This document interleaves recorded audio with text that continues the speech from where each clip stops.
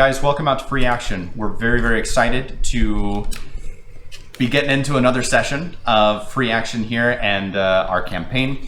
We're super excited because we're getting to a lot of exciting stuff, and with each and every week we're learning more about our characters, we're learning more about their desires, their flaws, their quirks, and we are very excited to share this all with each of you. We have a lot of fun here at the table, and we hope that you are able to experience the same thing as you're watching from home, work, bed, wherever you may be. On the toilet, you know, I'm sure there's a lot of us that do that, just like a lot of people here at the table. Anyway, it's okay.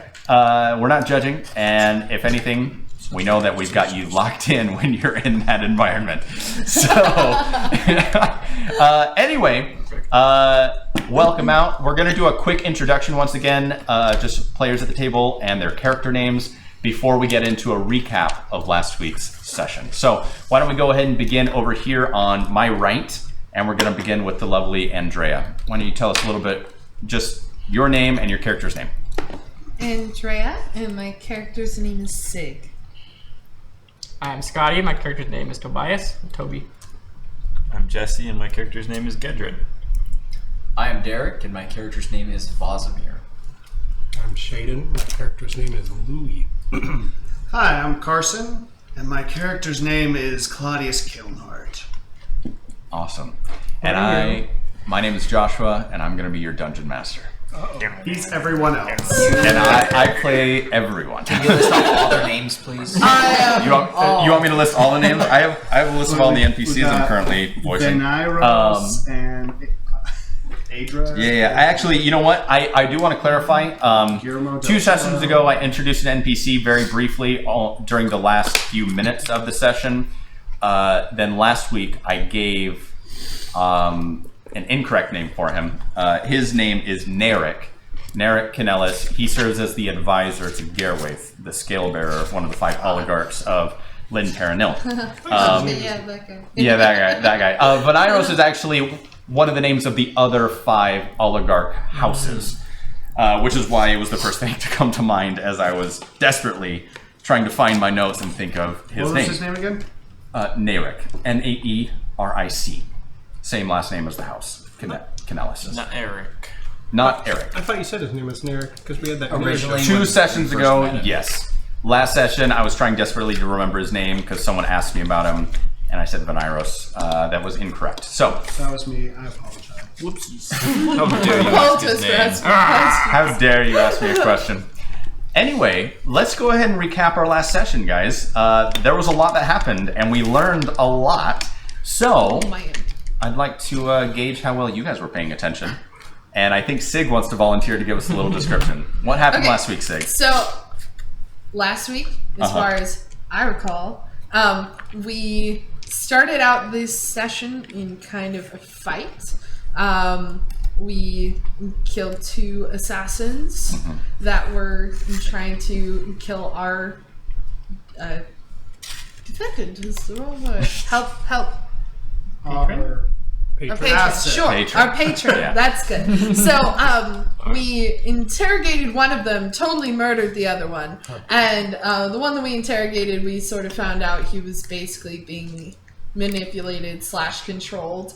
And one of the guards was missing, so our rogue and our punchy man went out. One punch man went out and went out in search of this man. They saw a disappearing person, and they ran after him, and they totally annihilated him and brought him back. And we found out that he was being manipulated / controlled, and it's very frustrating when you don't have someone to blame. And so we just kind of figured that whoever was in charge of this person was scrying on him, so we tried to lay a little bit of a trap for him, or at least a false trail.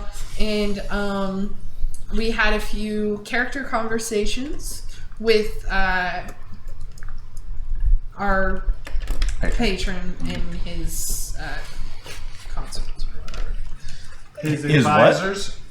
Consorts is a completely different. He's console. Well, that's what I meant. mean, that's a boxy Maybe woman. We have all an know. inside joke about We all his know about the furry kitty. friend. I wasn't We all even know thinking of that her. the prince Moon is a- is shaman. Josh starts writing furiously. We're protecting some enlightened beings. Oh my god. So that's what I remember.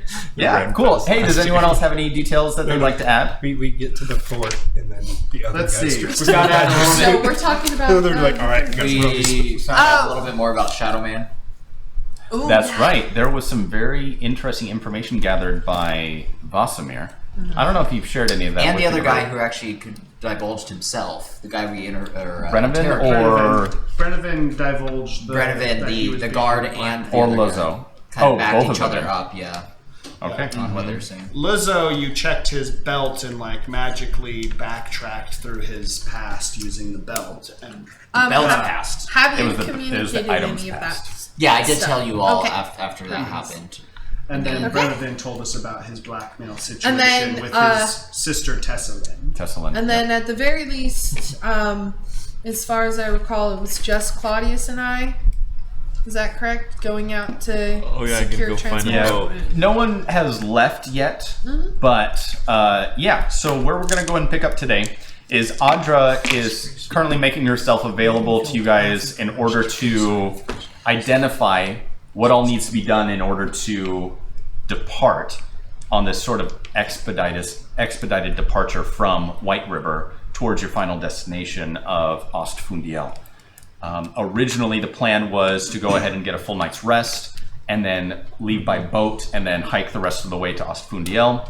But because you guys believed that you were under some sort of threat, potentially by way of scrying by this mysterious figure known as the Broodmaster, you decided that it would be prudent to go ahead and leave now, even though the hour of the day is likely drawing a little bit later than most people would venture out into the river, as tides are much higher during the night due to the twin moons over Akromia.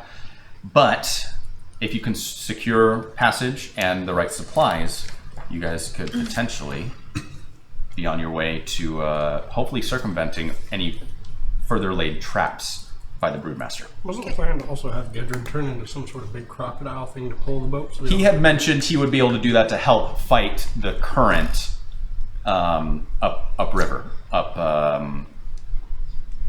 Ves Tolfrya. That's true. turn into a manatee. All right. Yeah. Then. The most So- graceful of sea creatures. The cow of the sea. The sea. All right. So the river mermaid. I just want to clarify about my slightly attempted false lead. Do we want to basically secure Brendan here and then just skip the castle entirely and head around? Now, is this? Brennivan is out of our hands at this point. Well, no, Brennivan's got a garden, isn't he? I think you mean Garwaith. No. Oh, secure Brennivan here and leave him behind, Yeah.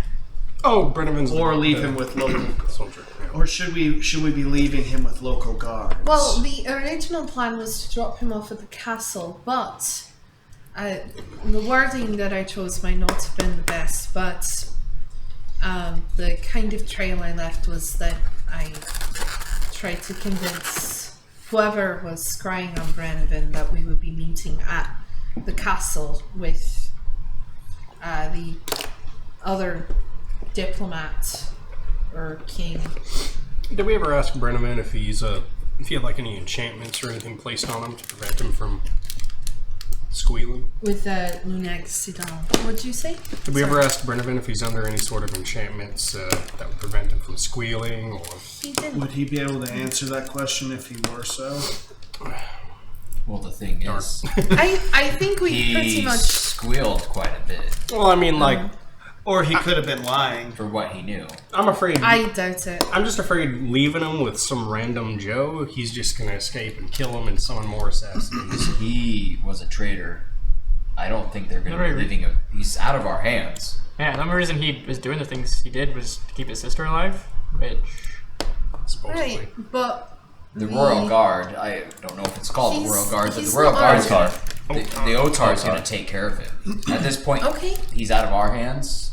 we don't really have a say in what happens to him. I guess- No, Where it but goes. I guess it isn't our hold on. responsibility anymore. The original plan was to basically drop him off at the castle, right? I don't remember On that. our way Fort to the Venomore. meet point. We could use him as bait. Is Castle. that? Am I remembering that correctly or no? You met when you So laid your earlier false meeting trail was last here. week. You We were mentioned it thinking of correctly. going Fort there. Venomore is the military installation Right. watching over the passage of the river. Right, but they said that they were going to take him and drop him off. Correct. And he was going to then face trial there. He would be held there until Held there until trial could be whatever arranged. they Yep. want to do with it. Yep. He's not necessarily our responsibility, but we need as many guards as we can get. So, do we want to go with them, We could or tie do him we to the want to front go of the boat separately? Is as what I'm bait. trying to ask. Huh? We could tie him to the front of the boat as bait. Waterboarding. I don't care if You you. think- it'll make all the monsters come after him. I mean, I don't think that's how waterboarding is done. It's usually a cloth and a pitcher of water. Just, I mean, if you're gonna kill him, They're just stab unclimbed. him. We It's don't not even need to do this lethal. torturous It's just shit. uncomfortable. But really. I'm not gonna kill him. Why do I know Whatever about beasts this? in the river kill him. Anyway, I agree. That's not really our job to figure this So- out. Leave it up to Audra. are we going to risk losing the manpower and letting them watch over the prisoner? Well, both prisoners, I They're already assume, pretty since useless. Quillman Yeah, is still what alive. manpower are we losing? All 5 of the guards died. That's a good point. We had no guards. We've already lost our Kinda manpower. us at So this who's point. gonna drop off the prisoner? Why are we for caring them? about dropping them off? Just throw them inside of a porta Because potty. our patron wants him taken care of. And let him according to figure his it out. laws. We could leave him with the innkeeper. Or we could ask tied our up. patron what he wants. That's a good idea. They are his prisoners. I think Power user. Pairs in I almost Where- said where- another He's from word. Paris. so. We're in the we're in He's a another Paris. room. Correct. We're in a different room from Brenovan. That's As I assumed, floor. you. So if you move those maps there, as I assumed, you were basically in the center of the hall there, because this entire floor was scheduled Right. out for your party, Right. for Alright. the asset, the 5 guards, the 6 of you, and then his aides. Yeah, you can say asset. That works. He is our patron. Asset is Patron in as the- well. He pays Yes. to fund All right. it. escort mission. so.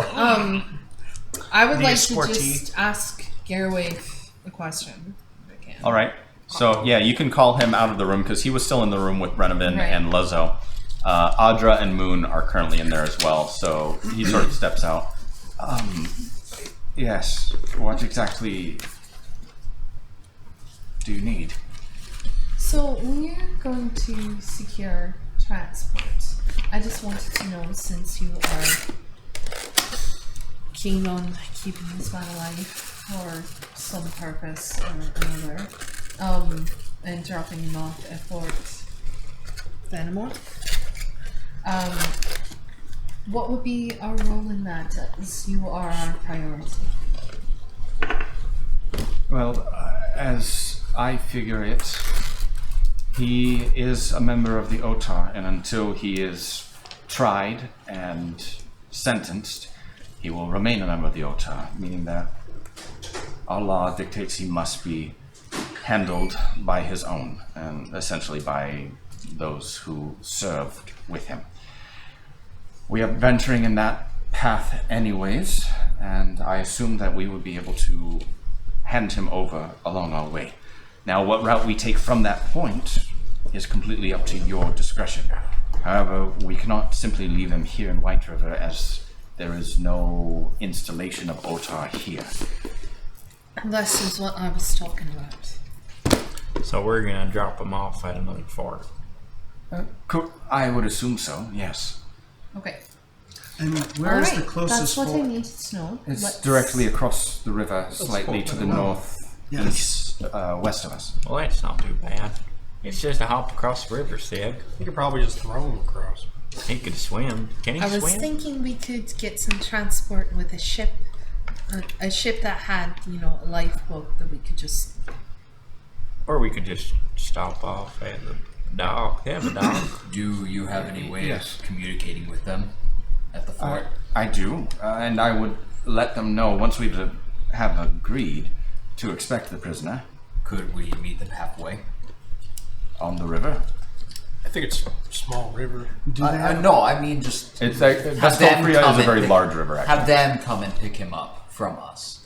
I think we're overcomplicating things. No, we I can just- just drop them off. it's possible we could arrange for someone to come Is pick this him fort up. on the way? Yes. Okay. What do we gain from that, though? Nothing. We could. We don't fact- have to stop. They could be expecting I'm him. just saying. We could We get can to put see him on another this boat. small boat, and they can pull him in. That's always They know fun. that we're Seeing going another there. boat. I just love don't seeing want to boats. be ambushed. That's why we don't stop. I just didn't know we were playing prison So okay. architect. I think we just keep going, get him off while we keep moving. They Scumbag. retrieve him. Thrown in the river. It has some Alright. cinder blocks to it. We'll secure the transportation.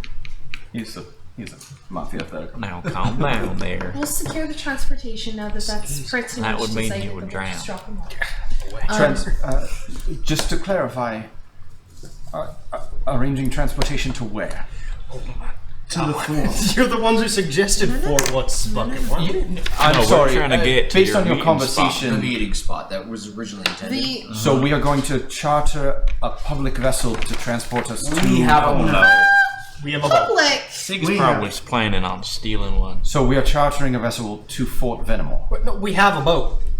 Yes, but It's not as you big enough previously for the mentioned, currents. it's not big enough to fight the currents of Ves Tolfrya. It's too big. So we have to take it up a not. smaller river once we've It's crossed the river. and we can Not too walk. big. No. Hold on. Because as I understood it, the main currents are here, yes? Yes, but Ves Delanel also very rapidly moves west to east. West to east, so this way. Correct. West to east. So they're both two very strong rivers. It's like Ves Delanel- Mississippi meeting Correct. Ohio. Correct. But you mentioned that we could Except fight faster. this You one, could just fight not that this current with enough people manning your vessel. Yes. one. Okay. So, Or a crocodile pulling. possibility, let's be very loud about getting a vessel to Fort Venimore. And then we can just use our folding boats and go the rest of the way up the river. Yeah. If that's what you feel is the best, then yes. Who are we Alright, talking to? let's do that. Garwaith, Okay. your patient. So the guys are going to the fort, staying at the fort, but continuing Stay on. with your guards. The one left. Always. They're the only one left that I I think- haven't left them yet. I think what he's referring to is us. Also, we are the guards now. at some point, are we going to tell the innkeeper she's got 5 dead bodies up here? I'll handle that. Okay. Okay. A matter of Who's coming state. left to get us some transportation? And I believe it's actually 6 dead bodies. What if I Oh, just yeah. gave everyone Unfortunate the that ability to one walk died. on water? Huh? Never mind, I'm sorry. You can walk on water? I could give up to 10 people then. Why don't we just walk across the river? For how long? If you feel we can walk across the river, Well, I could make the spell last an hour. Is it called Jesus? No, but I do have to rub some yummy How stuff far on is your it feet. to the Is it one? big Chungus land over here? about 60 miles from this point. I cannot run That's a 60 long miles way. in an hour. Never mind, ignore that. Crazy. Okay.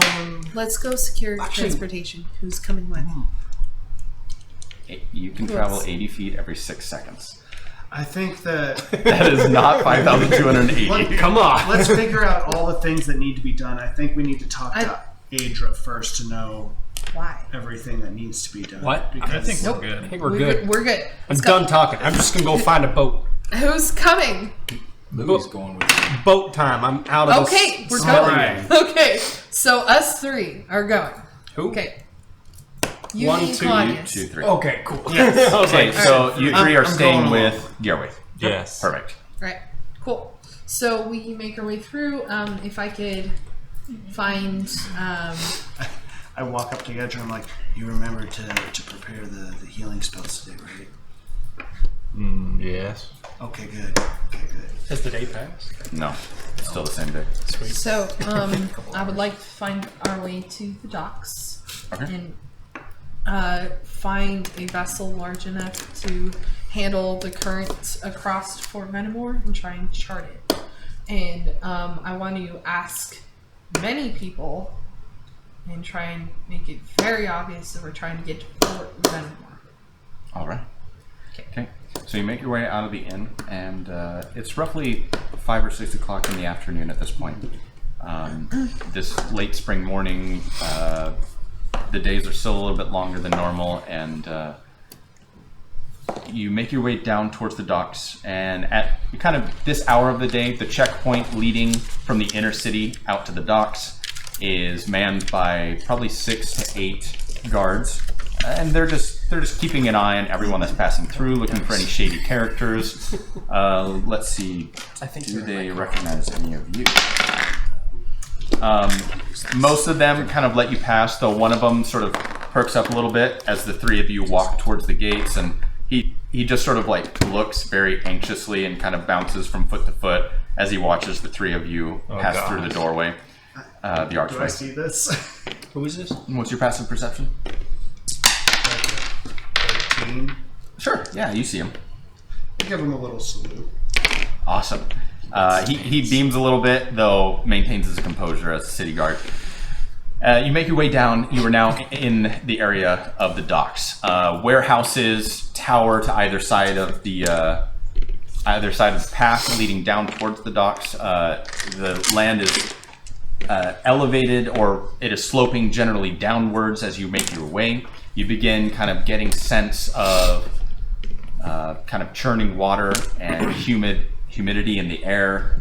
There's not really any calling of animals or gulls anymore because the day is growing a little bit later, though you are still hearing the shouts of men that are working on rigging up various lines and unloading vessels, and you eventually make your way down to the dock.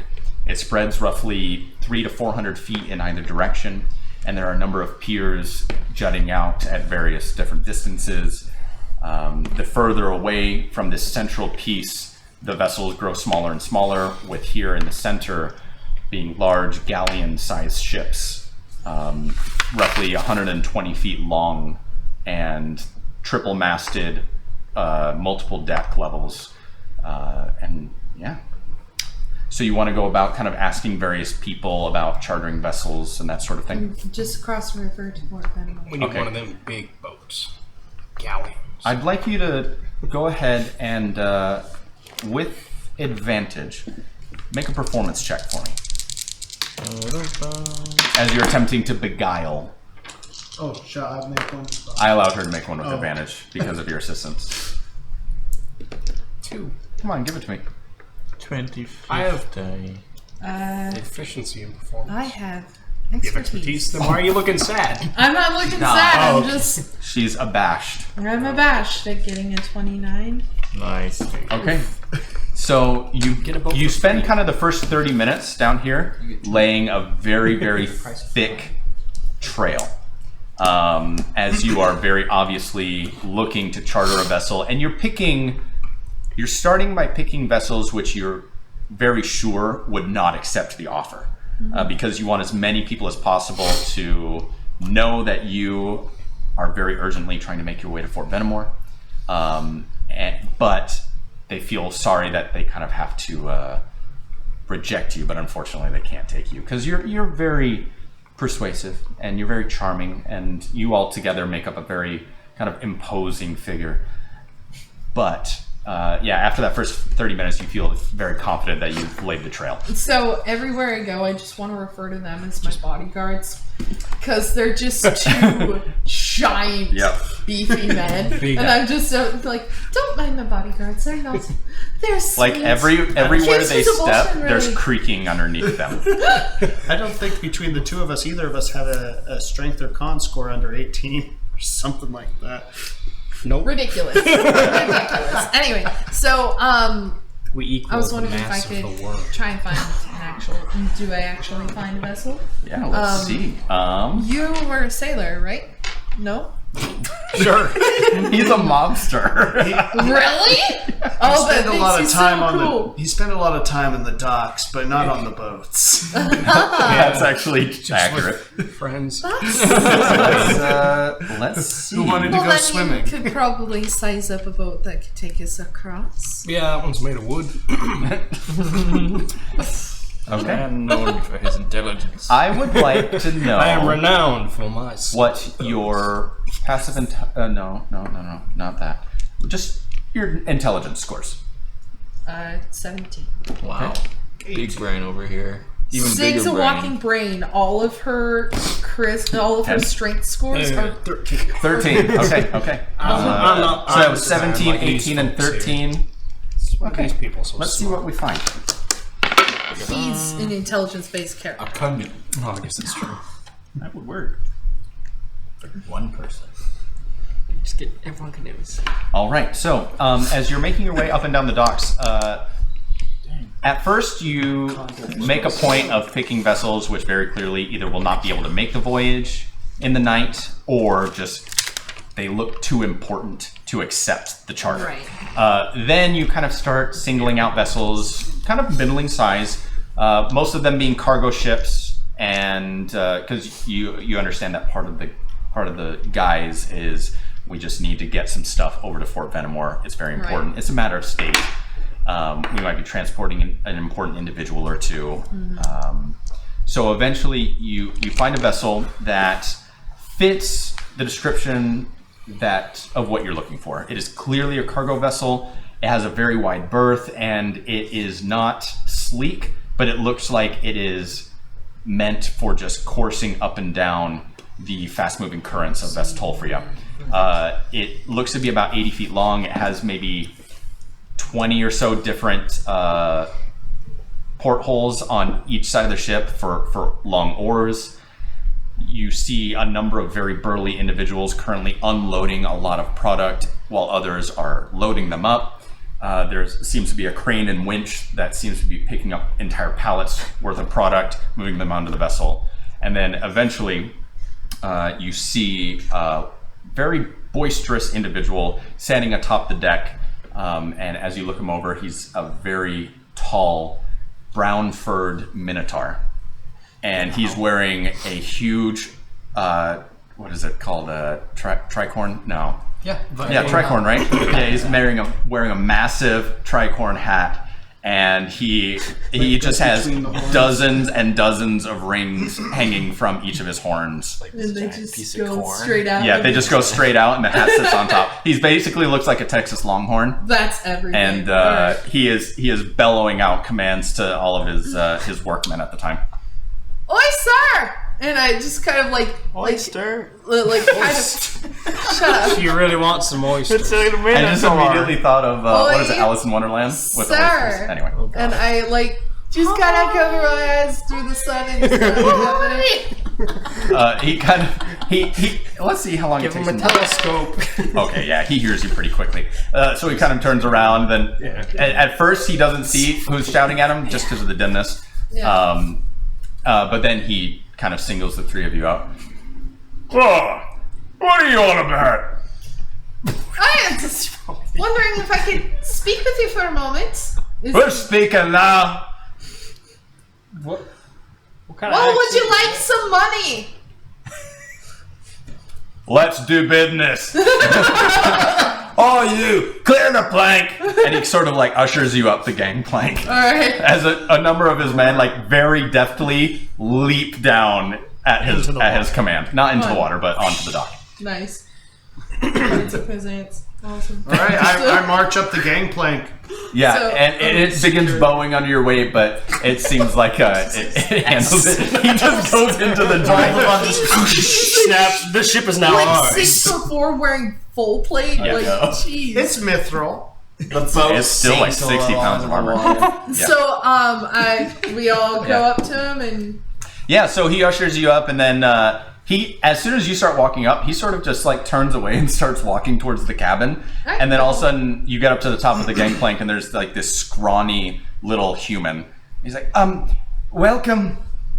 Captain Terrace bids you join him in the cabin, and you can go ahead and do your business there. Nice. Can I get you any refreshments? What was his name? Terrace. Captain Terrace. Captain Terrace. Captain Terrace. Much Thank like you very Taurus. much. Like Taurus, I was Like gonna make Taurus. that same joke yes. because Please don't mention that. I mean, Thank you very much. What was your name? My name is Phineas. Nice to meet you, Fergus. Fergus. Yes, thank you. Please, this way. And he sort of leads you over to the cabin. The captain awaits you inside. Thanks, Smee. I have Sweeney, is that what you call him? Smee. Oh, Smitty. I Yeah. make as we're going in. Do I see anyone watching or anything that seems shifty or as Everyone's watching. weird us. individuals. The boat who are gonna ship. be Oh stared no! at. Like you're on a vessel now. There are all sorts of weird individuals. Yeah. Yeah. One Nothing thing. out of place, Gosh, none of you have a background as a sailor, right? Or a merchant? Okay.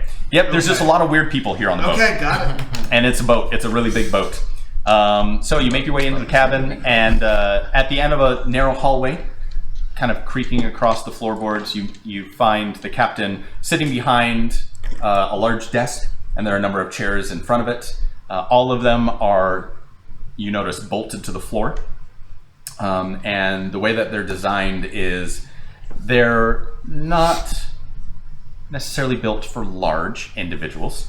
They may not be very comfortable.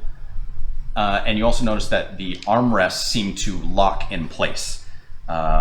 You can easily maneuver them to unlock them and swing them outward, but they seem to either lock in an outward position or forward. I thought locked as in clamps your arms school down.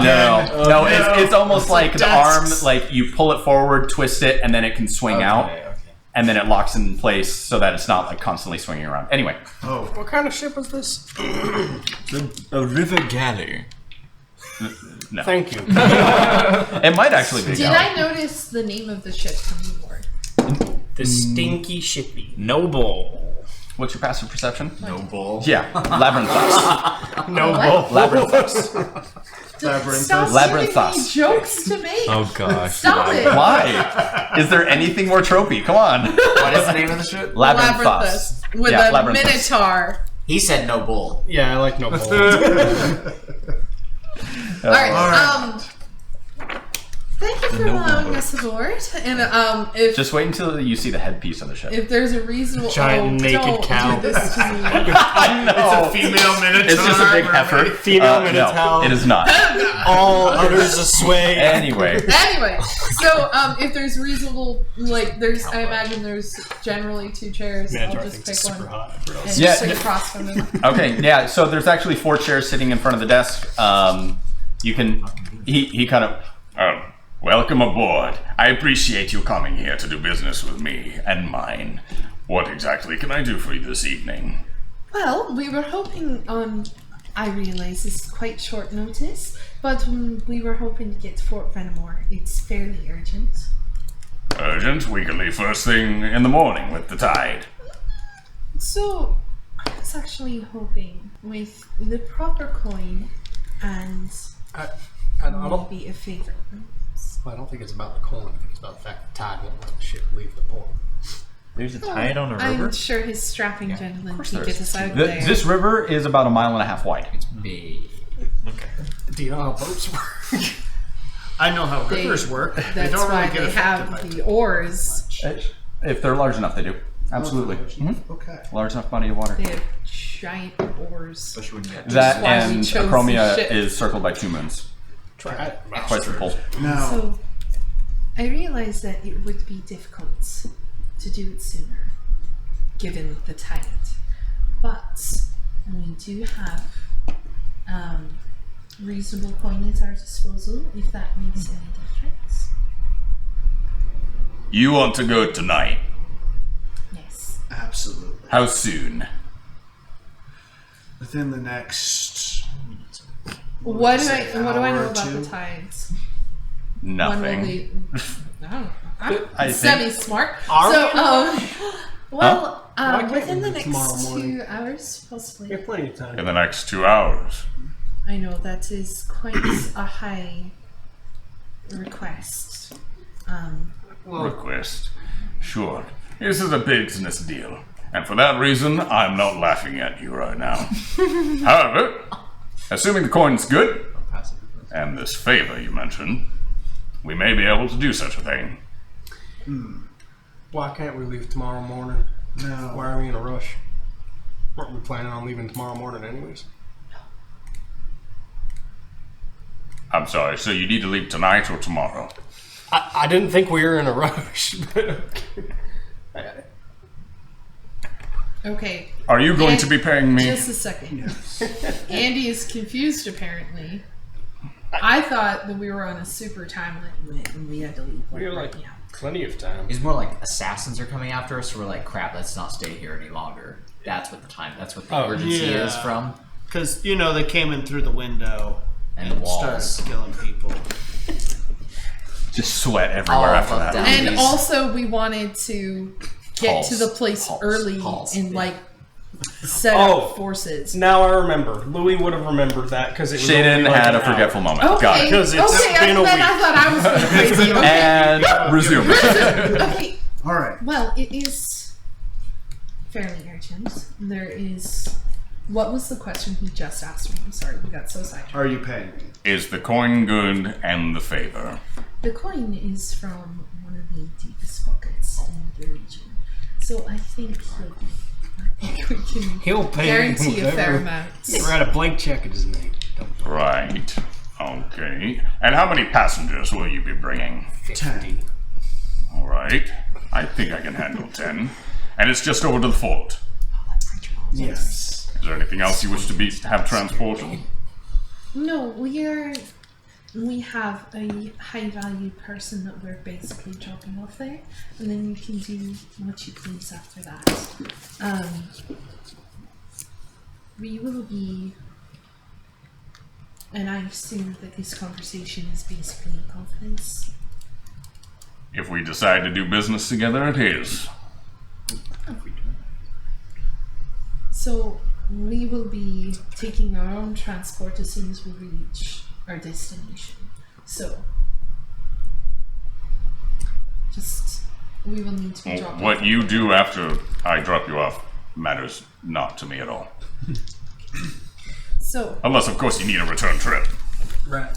I don't imagine that will be necessary. We're at the just moment. moving ourselves, who are packed very lightly, as well as transporting 4 individuals. Well, just really the one with 9 company parties. He'll have 10 total. Yeah, 10 total. He'll have So, some luggage, that's all and that's about it. And can I have a price to bring to my patron? For leaving Well, tonight? Yes, I imagine it would be quite expensive. You've never I don't bought care a car about his- before, have I you? don't care about his money. I imagine it'd be real expensive. Feel free to just hike the price up. I don't care about his money. Offer him something. Louis is just like, oh. As a mobster. I can get you across the river for a measly 125 gold pieces.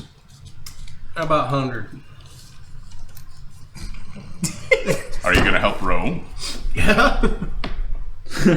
All right. And 2. All right. Otherwise, we're just sitting around getting fat. Speak for yourself. In fact, if it'll help you move faster, it'll help you get things ready. I'm actually down a few sailors on the oars. Got him. 100, help you out tonight. That's the man that should be negotiating. 100 gold pieces and you have a deal. Sounds good to me. All right. Like that. I am How not about physically talented, but I can provide some inspiration. I believe that is a bargain struggle. We have a bargain. Give me 2 hours. We'll go ahead and load on supplies, which we can transport and sell at Fort Venimore. It'll be a little late for our arrival. Do they know that you're coming? I will make sure of it. Well, as long as they do, they shouldn't put up too much of a fuss with us arriving, especially at such a late hour. So, be back here in less than 2 hours, and we shall depart. Give me the heavy boxes. You wish to remain and help us load? That's what I said. Excellent. All right, then. I'm happy. Why are you raising your pen? I was gonna ask something once you're done. Then we Okay, just so stop. a deal is struck. While The Captain Terrace kind of he pours each of you a shot of various brandy. Nice. Nice. Anyway, he pours you each a shot of brandy, toast to the deal that has been struck. You drink, and then he ushers you out While I'm helping them on the ship, I'm going to talk with the sailors and kind of take a look at the contents to see what kind of ship this is and see if it has any sort of sketchy past or if it's just a regular old ship. Okay. Are you remaining or are you going back with Sig? What do you think, Louis? You got this? Or would you like some help? I don't need any help. Oh. He needs help. I'm pointing at the captain. Is he still here? No. Oh. He dismissed you. He needs help. Point to the Smee. No, I think we have everything handled. If a deal has been struck with the captain, then I'm very pleased. I have no idea yet what it is, but if we will be helping you, then I hope that our accommodations will be suitable. You work for us now. That is not true at all. That was the deal. They are free. What? Shut up. Come on! Captain! Captain! Definitely sold you into servitude. No. I'm just joking. I've been serving him for 18 years. Now you serve us for the foreseeable future. Oh, So is he I'm going to be like moving some 19? heavy boxes. You can move the Nah, small he's like ones. 32, 33. Okay, that'll be great. I don't see the point in terrorizing people that are going to help us. I do see the point. What's the point? Fun. It's at the end of the stick. All right. Go inform everyone else. He's boisterous and he jests a lot. Yes. help you Very move. exuberant. Aha! I'll help you move the heavy boxes. Where's the heavy boxes? Down there. Right. My apologies. Anyway. Alright, I leave the boys there and I go back and report. Hold on. Derek and Jesse, you guys had questions? Oh, Jesse was just mimicking. No, I right don't. here. Okay. You do or do not? I do. I just wondered how long has this been? How long have they been gone for? Oh, Since... about an hour. Okay, an hour. Okay. I will stay with Louis and help him with his investigation. So you're letting Sig go back on her own? That's good to know. I'm Go ahead. Let me know how long it's been, because I want to start. So basically, we'll cover that last hour if there's anything you wanted to discuss. Yeah. I'm just trying to think about time frame. If it's 4 hours, I'll try to brew a potion. I don't think it's that. It wouldn't take 4 hours. Well, they've been gone for an hour. Would it take you an hour to get back, and then we wait? Oh, no. 2 hours? It's only a 10-minute walk to Okay, get that's back. what I want to know. How The time far? was consumed by her laying a false trail and things like that. Then I would feel it's not a good time to do that. Yeah, as far as you're concerned, this is happening as quickly as possible. Yeah. Okay. Perfect. Gedrid was going to ask, I guess, Adra. Adra, thank you. Adra, what she was going to do with the body of the Shadow Assassin. Well, most likely we will be containing it for study. For study? For study.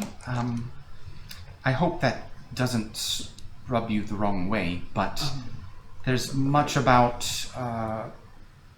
people of your nature that we don't understand. Oh, I would get hope it. that if you were to pass away in the field, that you would be willing to submit your remains to fill the same purpose. That's only slightly nauseating. Says the necromancer. That's different from studying. And you're not there. Yeah. Well, actually, I understand the pursuit of knowledge. I was just asking because I wanted to know if I could use his body. Hold on.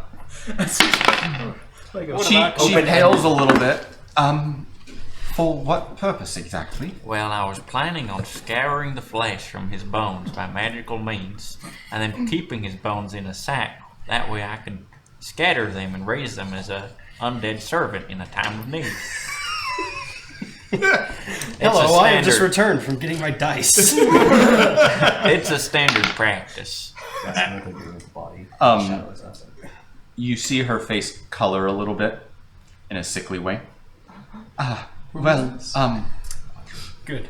if you are so keen on using the remains of one of your enemies in such a way, then I guess by right, you and your team did more to defeat him than mine. Well, I'd feel awful if I was taking away your science project. What about your other guard friends? Or are you gonna...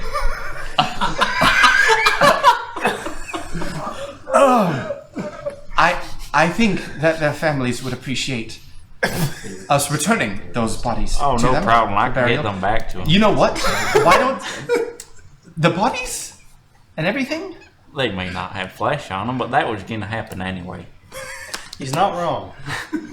How about you go ahead and make use of the assassin, and I will work on preserving the bodies of my comrades. I understand. You seem a little upset by the idea. Are you sure this is all right with you?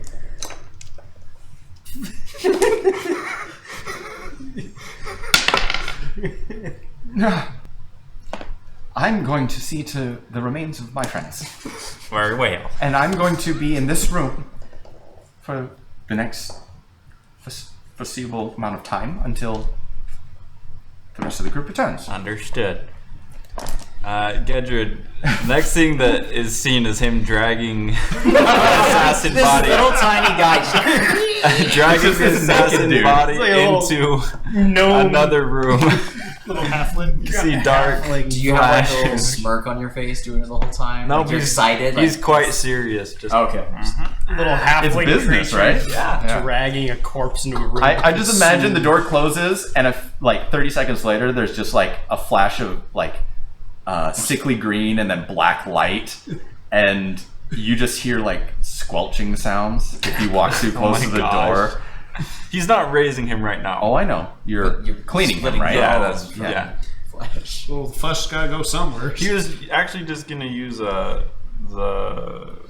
The way you described it is you're gonna flay him, right? No, scour by magical means. Remember, he was just gonna use good old. I literally light thought you to- could open the door and just watch him like arm deep in flesh, no, like ripping it off. That's too much work. You're not wrong. Like, for real, that wouldn't be worth the outcome of what you would get out No, of it. with blight, he just is gonna like take all the, just basically disintegrate all the flesh Nice. Nice. because he's gonna rest anyway. So I wonder what his bones look like. that's a good point. It's terrifying. I thought That's you were awesome. keeping the bones in order to raise them. Yeah, he is. Oh, He's just He's saying they using look blight to different. get rid of the flesh, so it won't be a zombie. It'll be a Are skeleton. you casting a spell? Yeah. Make sure you mark the spell slot then. Okay. Now, Josh, I forget Do you, what if in the past. What cantrips do you have access to? Cantrips? Yeah. Flay. Chill touch, create bonfire, guidance, mold earth, shillelagh. You could create bonfire to burn the flesh off if you don't want to consume a 4th level spell slot. Stinky. Okay. Okay. What? Well. No, he's just gonna use Okay. blight. Cool. Having heard. Third level spells. That's a conversation for another It's- time. 3rd. Yeah. It's Smells creating like a a fourth fourth level level. spell, Oh, fourth, but that's what I then you get to have A skeleton. a skeleton.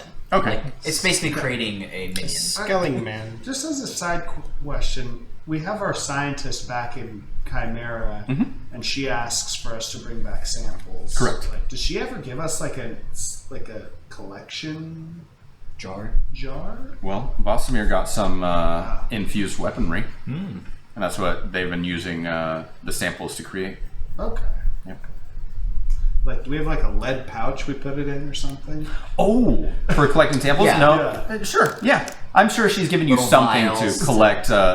Specifically, she wants the blood and the stones. Okay, so Gedrid would preserve the stones in Okay. said bag. And blood. Yeah. So it was about a palm-sized onyx that was in his abdomen, Yeah. and then his blood just has small flakes of onyx in it. Okay. My apology for the somewhat metagaminess of this, but I also know that our characters have been at this for 5 years. Yeah, that's true. Probably. That Oh, one. absolutely. Yes. That's a good question to Yeah, ask. Gedrid was serious about standard procedure for this kind of thing. Excellent. He's done this before. So during the hour that she was away, is there anything else that anyone wanted to be doing, Tobias or Vosamir? I I'll wanted just meditate. Okay. to go out and look at the crowd, like people watch, make sure there's not other assassins or Okay. strange things going on. So you just sort of blend through the crowd and watch for anyone that might have noticed. Mm-hmm. Okay. Yeah, basically. I'll stay in the same room as Garwaith, just in the corner. Okay. Strider style, just kind of hiding in the shadows. A Tries lit to make pipe. tries to make small conversation with you, and you just stay quiet. Make a perception check for me. Oh, yes. you can do it. Well, either perception or insight. Perception to spot someone, insight maybe to notice anyone acting weird. I'll do insight. Okay. That's a 15. Okay.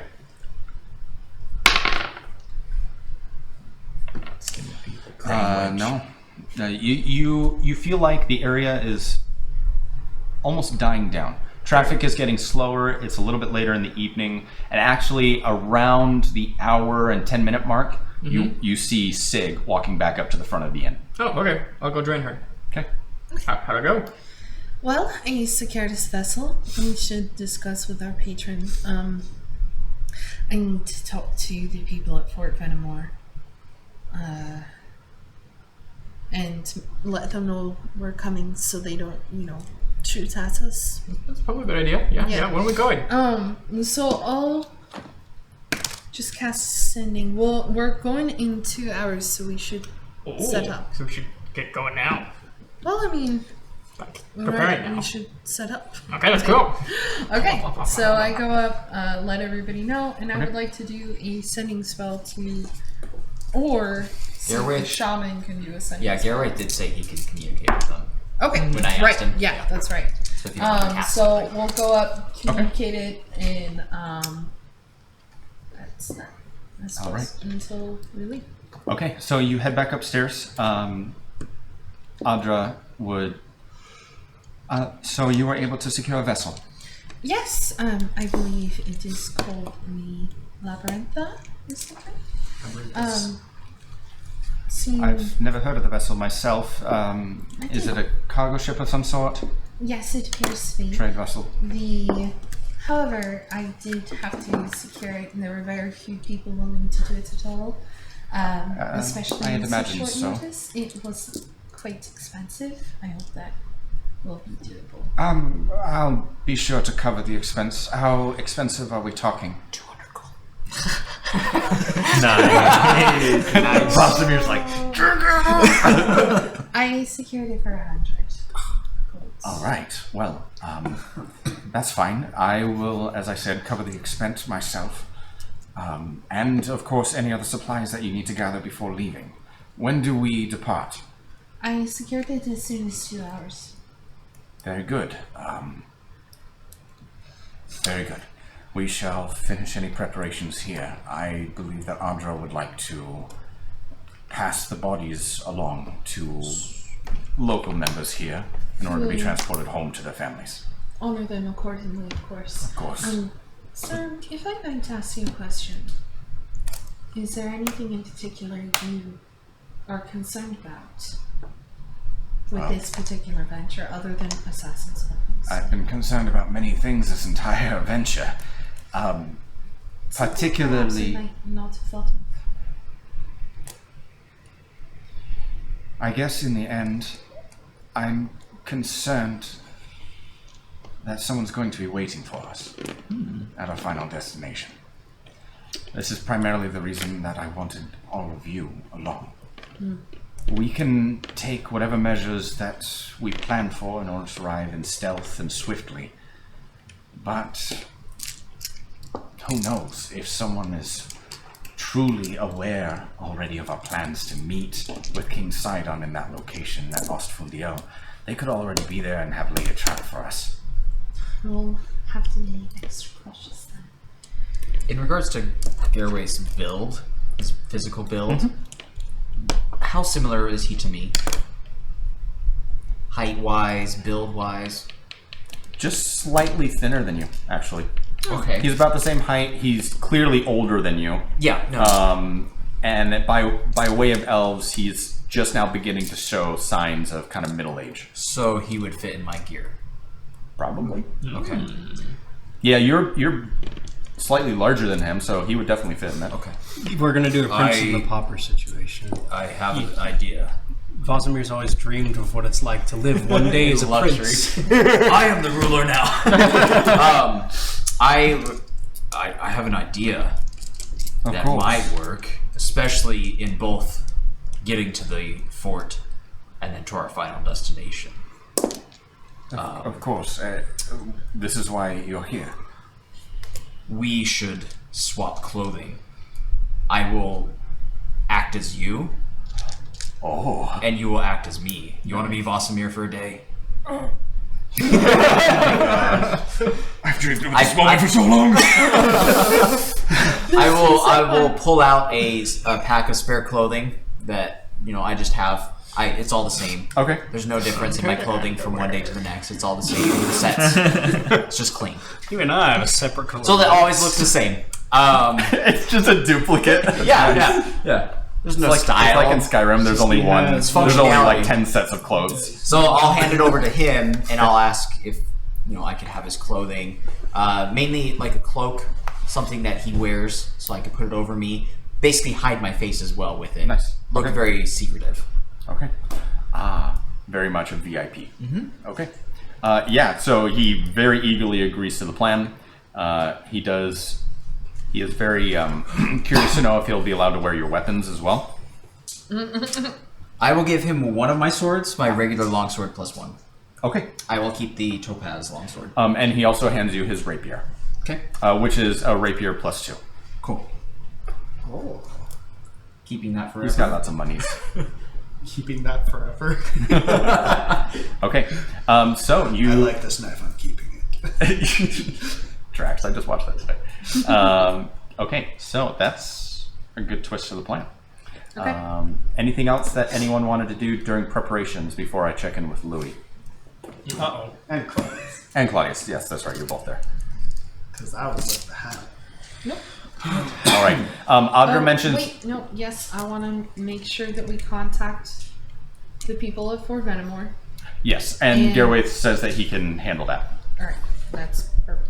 All right. That's all I need. And he does make it very clear that they are transporting a prisoner, and per your request, he mentions that you might need lodging. Right. Correct? Yes. That was part of the ruse that you'll Yeah, be staying yeah. there. Okay, good. Audra mentions that she's going out into the city to find a cleric to come and help preserve the bodies of her fellows, who will then kind of take over care of the bodies and then sending them home to their families. So after kind of about the hour mark, that person arrives with a bunch of kind of assistants. They carry away the bodies, and at that point, everything is handled, and it's basically time to head down to the docks if that's what you want to do. Perfect. Okay. We'll do it.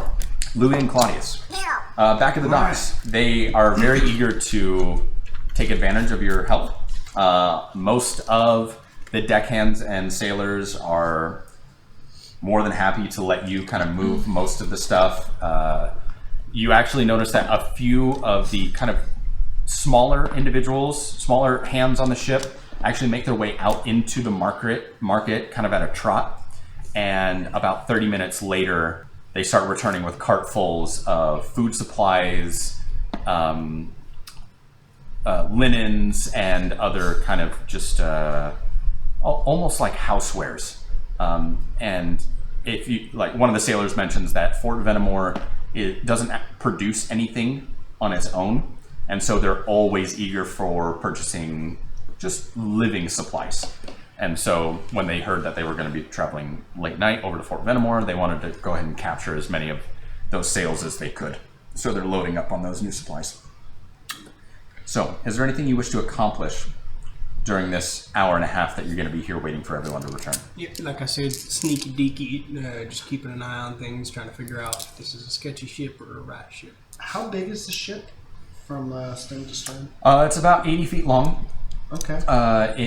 It has a large deck cabin on top, and that's where you had met with the captain, the tiller, and the tiller is located up top there. It does have 2 masts, though both are currently furled, and it looks like the captain is very much planning on using the oars only for making this venture.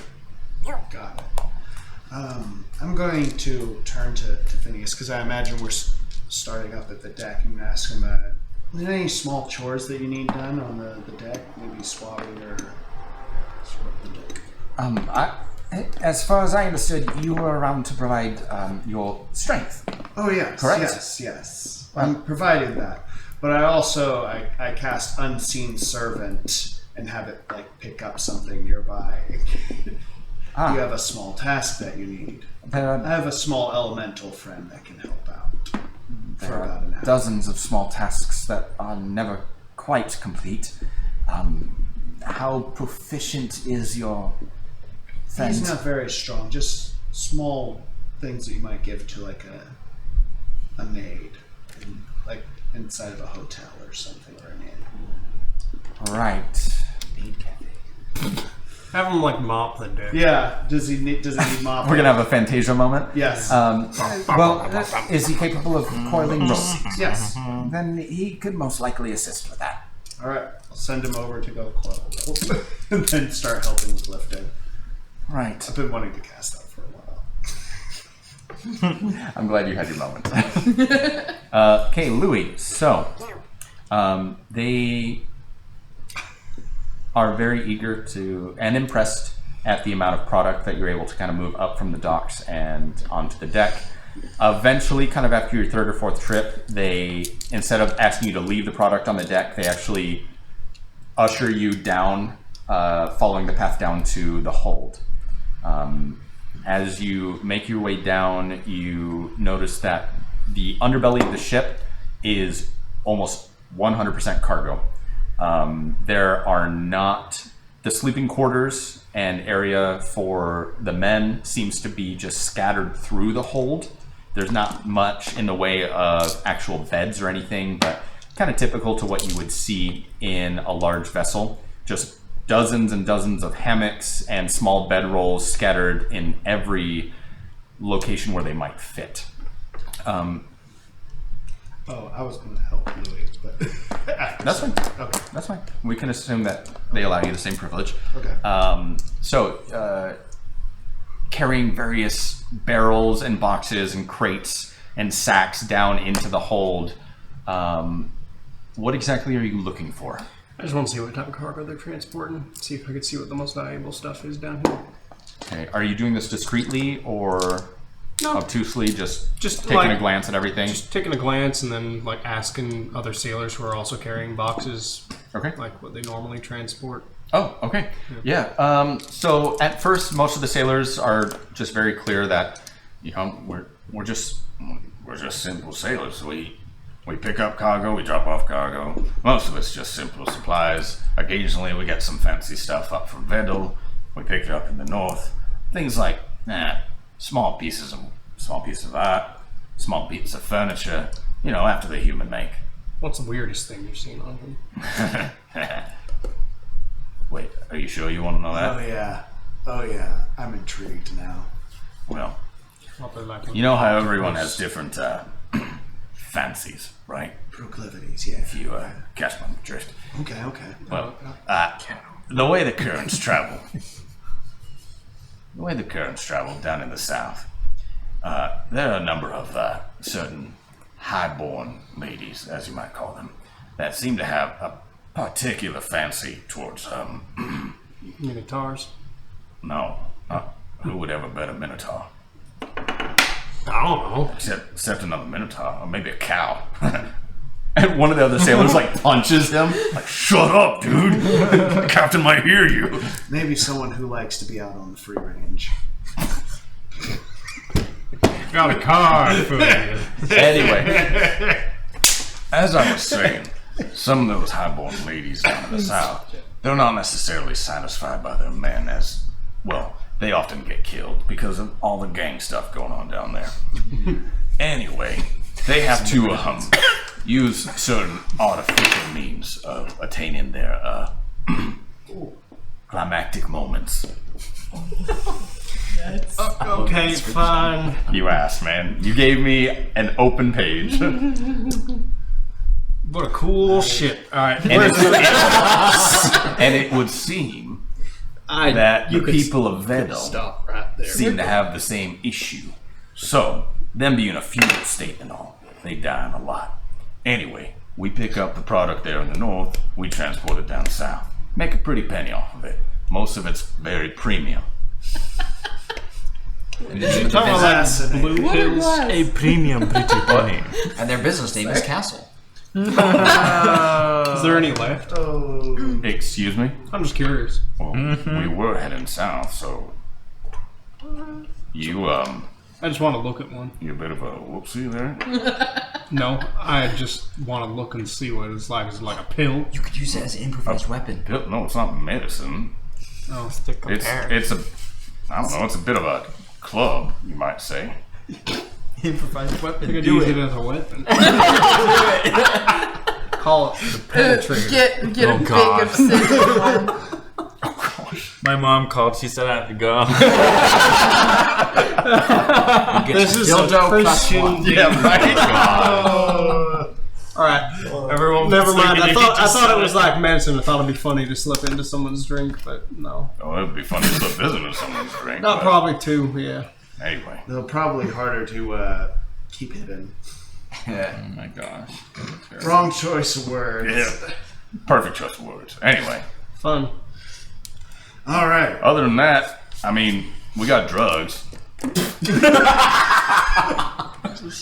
Oh, we got drugs too. Of the legal or illegal. Do you see the kind of ship that we're on? Come on. Illegal. I mean, when I ask for weird stuff, usually priorities are a little odd. Excuse me. Business. Drugs are not weird. In fact, drugs are in some places recreational. We transport from a place that supplies to a place that has demand. This guy's so woke. It's very progressive shit. Your capitalism astounds me, and I am proud Fly of you. a rainbow. But okay, that is good. So in my so mind, private those are about not the weirdest things that we Toys, but transport. he's just Well, like, he oh hasn't yeah, gotten and to the weirdest drugs. thing yet. Huh? He hasn't even gotten to Oh the no, weirdest no. thing yet. The first thing you said was the weirdest Okay, thing. okay. Sweet. Well, That's so great. glad to hear it. And I like look at the box I'm holding. It's like Man, shake this, it a little bit. this is a pleasure ship, man. Why is the Anyway. box vibrating? So, is there anything else you wanted to poke around for? Stop it! I want off this shit.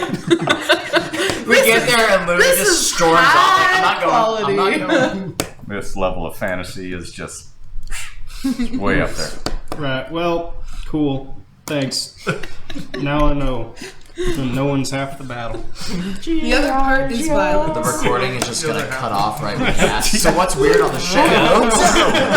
So you guys get to the ship. Anyway, Okay. yeah. So about an hour and a half passed by of you guys moving product into and onto the ship. Nothing really unloading. That was all done before. At that point, a small entourage of people walk up to the vessel. Yeah. Oh, I was wondering if there would be a point at which we have a little bit of downtime. I could put an alarm on near our, like a ritual casted alarm, maybe in a couple places on the ship. You can. How long does it take for each casting? 10 minutes? 10 minutes. Yeah. Which places do you want to place it? Next to our, like out in front of our rooms. We're not gonna. There are no rooms. Okay, so there's It's no. not loud. Oh yeah, we're going there like We're going there now. same time. Okay. Oh yeah. So maybe up on the deck, just a couple spots. So what's the perimeter of your alarm? It's a 20-foot cube or something like that. So near the stairwell, going up and down, and then Those are gonna instantly go off. I know. While we're going, I just want to. Okay. Ding dong. It's gonna be like know- tinnitus, just so you know. Yeah. Okay. Okay. Yeah. You can spend the last, I don't know, 30 minutes not helping out and setting up your alarms. And if anyone asks, you'll be able to explain to them this is part of the security that you're providing. Okay. Cool. So at that hour and a half mark, an entourage kind of walks down the pier towards the ship, towards the labyrinthus. And let's see, how many would there be? It would be 1, 2, 3, 4, 5, 6, 7. 8 is Brenneman. What was the plan with Luzzo? Who's Luzzo?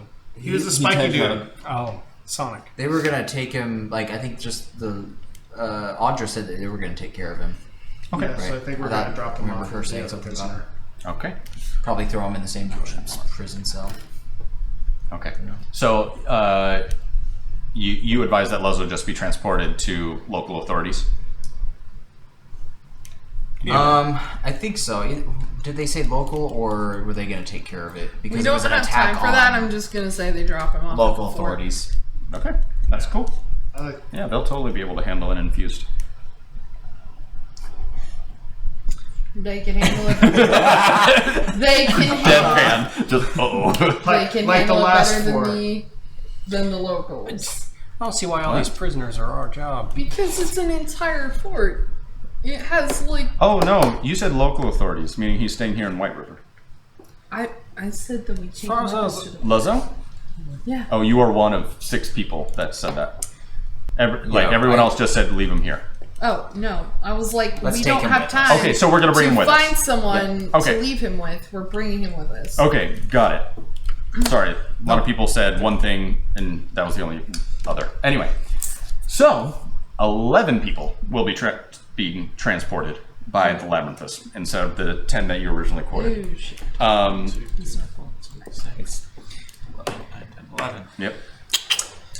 Technically, 2 prisoners, and then the knight. Prisoners don't count as. You just go on my shoulders and put a coat over and count as We one. just put him inside of the... Just Yeah, put he him doesn't inside count of as Gearface's I'm a chest. child. I'm a child. I don't Child's count. ride free. Children ride free. Only if you can prove he's under 3. Children under 3, and I'm under 3 feet tall. That's not how that goes. You're under 3 feet. No, he's like exactly 3 feet. He's a tall halfling. Oh, bends a little. Funny. At 3 feet? Is that tall? No, Oh, that was sarcasm. that was no. I'm 3 trying to feet is remember. average. To about yay tall. Is that average for D&D hobbits or D&D halflings? It's pretty low. They're 3 to 4 feet, I think. Because Okay, so they're tall. They're Got it. exactly half the height of humans. Nice. Anyway, so you all make it. The captain at this point is on the side of the vessel, and he kind of, when he sees you out front. Well, hello again. Welcome back to the Labyrinthus. I'm Captain Terrace. Welcome aboard. I'm just not even gonna mention it. The wrong number. Since I'm in Garway's clothes, I will bow in the traditional elf style. Ah, Just kind of okay. courtesy, and I'll say thank you for letting us use your ship. Well, the pleasure is all ours. We don't usually make this sort of a venture this late into the evening. However, we've been told that this is a matter of such import as to require our services immediately. Expeditiously, one might say, and I believe it's about time that we get ready to sail. Alright. I agree. I indicate for Audra to communicate with the bookkeeper guy. Phineas, and just kind of sort out the money. Sure. Well, I will apologize. We don't have much in the way of accommodations. However, if you require private space, you may utilize my cabin during the voyage. I anticipate that we'll be on the water no more than 40 minutes. Okay. Thank you. I would. We just all go and trash this cabin in 40 minutes. I would like to get a little bit of shut ice at the late hour. Would I be able to use your your cabin? You may. There is a bunk there. I would just ask that you keep it clean. Thank you. Vladimir, come guard me. And I'll call. Right. Yes, of course. Am I doing this right? What? You're doing great. He starts to take like a couple shuffle steps forward, and then he remembers. Realize that he's then he starts taking like exaggeratedly graceful steps. He starts doing What? Rohan. You The need, Rohan you swagger. need to walk The Rohan. Sexy and rugged. Rohandsome. No, he's got like his shoulders hunched, like he's brooding. It's a trap. All right. Fair. So we Yeah, all we're going to set the up. We get into the lower levels to do the oars, or is that No, the oars are up on the deck. Okay. Yep. When the ship is full of cargo, it sits very, very deep in the water, and so the oars are right on the top deck. So, So- after about 10 to 15 minutes, the ship is ready to leave the pier, leave the docks there. I So- set up on a box. And I Okay. pull out my lyre from my Uh huh. thing, and I just start. And I start playing for everything. Okay. row. Go So, down by the vessel shoves off. You could sing And this lady of steel. the oars are used to maneuver the ship to reorient it until eventually you are facing kind of the mouth of the harbor, which is created by the massive stone walls that jut out from north and south of the city. The bay itself is protected from any overly strong currents, though the moment that the helm of the vessel passes beyond that line, immediately the ship lurches to the south, and at this point the oar work really becomes difficult. The progress is slow, but The clackies? no need for dice, because there's about 20 men and women currently on the oars. Try to row hard enough to make the ship start going. You're just on one side, me going real me hard. and Louis on one side, just going real fast, and just like go backwards. No. Anyway, progress is very slow. Working upstream with the high tide against a very strong current is very, very difficult, but progress is made. It's only about 1.5 mile total journey, but it is very, very slow going. Eventually, however, the vessel turns from almost completely northward facing to facing northwest, and then a little bit closer to west. Go ahead. I wanted to perform. You can perform. Okay. Okay, go ahead. Okay. So there's like the mist is from the river is flowing in, and just kind of a whole lot of this going on, and I just kind of set up my tune it and go, all right. So I don't think I've ever performed for any of you, but this is work in progress. It's called the Lady of Steel, and I just kind of go, and I go, all right. Fanfare. I've been waiting for like 6 months to do this, you guys.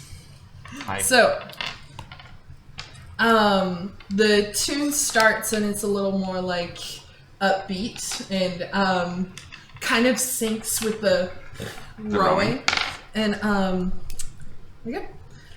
The Lady of Steel, born in ashes and smoke, the rise of demolition in every stroke. Giants of fire, ancient and sage, taught her their secrets, she learned every page. That genius of mind, that genius of mine. That weapon she made forged death in its wake, though she only aimed it for righteousness' sake. That lady of death, that lady of dreams, our lady of steel. One night in her sleep, a raven did speak. He told her of cosmos just beyond her reach. If you open your mind, you gain truth in time. The Lady of Steel, 'twas knowledge she craved. She opened the lenses, the unknown she braved. That lady of death, that lady of dreams, our lady of steel. She drifted through stars into worlds of dreams, traveled distance and time on galaxy streams, when it seemed like the darkness would swallow her whole. She harnessed the night and rode it back to the light. That lady of steel, born in ashes and smoke, the rise of demolition in every stroke. That lady of death, the lady of dreams, our lady of steel. Oh.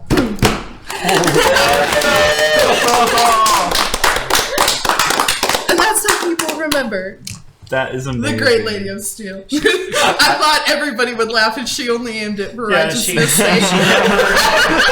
Ever hurt anything innocent? And I distinctly remember somebody's arm getting blown off. Oh my god. That was like session 3. I know. That was our 3rd session ever together. And then she flew him off, and then she killed a teenage giant. And, That she did not kill him. The No, she didn't kill him. finishing blow was someone else. No. Wait, did he die? He died. No, we tied him Remember? off. No, And, like, he didn't die. He survived. We saw You him killed later. his two buddies. No, Errol No, didn't we die. killed him. I'm talking about the giant. He didn't die. He came The back young and he giant was that we guarding came the across. door. Oh yeah, the young Right. giant you guys That's- killed. yeah. Yeah, Yeah, no, Errol Did you survived. like it? Errol is That was alive. so amazing. Oh my So glad you gosh. liked I feel like we need to like give context since we are recording this. So, Fo is a character from our very first campaign together. She is a gunslinger. She is very impressive and was played by the lovely Jessie. That's right. So- To be more specific, she was actually a homebrew class that me and Josh made. It was a janissary, which is kind of like a twist on a gunslinger. So she had invented basically a firearm that was just a huge cannon that should only Yeah. slay the righteous. But also, your Raven. Yeah, that's right. She had a enchanted lantern that eventually gave her access to the Astral. yeah, The the astral astral plane. plane, Yeah. and that was really awesome. So that was such a cool tribute to one of my favorite characters. The best thing was that when she went into the astral plane, she found out it was just filled with astroturf and pink flamingos. That's true. It was It's Florida. That is. It was It was Florida. Alright. Awesome. And then we pull up to the thing. Yeah, after about 40 minutes of that song on repeat. Everyone at the end is just like, Stew! Everybody knows it at this point. And you know what I love about that is the distortion of history. And you know, the distortion that comes with myths being told. And it's interesting because it's only been 5 years, and I'm glad you picked Foe to do first as a tribute because hers is the only reputation that really spread across the Right. across continents as quickly as it did. I think she's one of the more politically active Oh, of for the sure. legends. Yeah. She at this Well, point she leads an entire band of mercenaries. We already like know You a want all to small talk people that met her, distortion? too, so. Yeah. Oh yeah, that's true. The Saint of Kundrakar. Oh. Oh my gosh. We'll get to that. We'll get to We'll that one eventually. Turfile never did anything bad. Except other sometimes. Anyways, let's keep going with this adventure.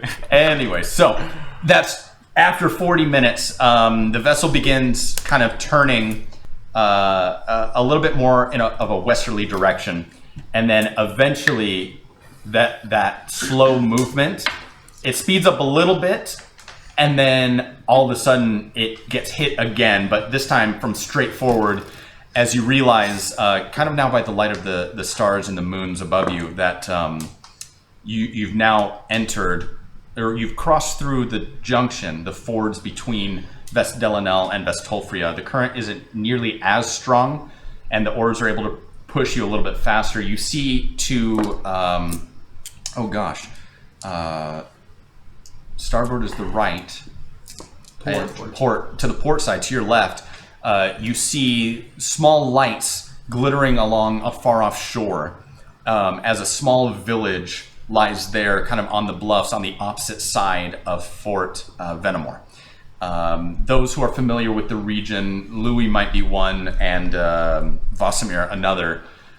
This is kind of, it's basically just a huge farming community that is its sole purpose is feeding all of the soldiers across the river. On the starboard side, you see a massive bluff rising maybe 120, 160 feet above the river's edge where the two rivers come to a junction there. And you see atop it a massive, well-lit ring of stone walls. And on some of the points along the bluff, there actually appear to be small conclaves of stone with sentries manning them and looking over the edge down into the water. Several of them with what appear to be kind of knocked crossbows pointed in your direction. As you make your way now up Ves and toward the port, which will allow you access to Fort Venimore. It seems that the message was received that you would be arriving this way, as normally nighttime travelers would not be allowed to pass. You continue making your way a little bit further upstream until, and then a hard turn towards starboard leads you into a more gentle kind of eddy of smoother waters, which sweep the vessel in and towards a smaller set of docks from those that you left in White River. And there, waiting on the docks, is a group of individuals, all kind of with bright torches, carried by a few of them, and they're all dressed in glittering silver breastplates, which you recognize to be members of the Otar. Yeah. Where would Audra be at this time? Audra is basically stationed in front of the cabin. Okay. I will open the door, and Audra, I require your presence. She looks back over her shoulder sufferingly. All right, my liege. And she sort of dips in. Audra, when we get there, I'm going to stay in the cabin with Garwaith. You act in our stead on exchanging the prisoners.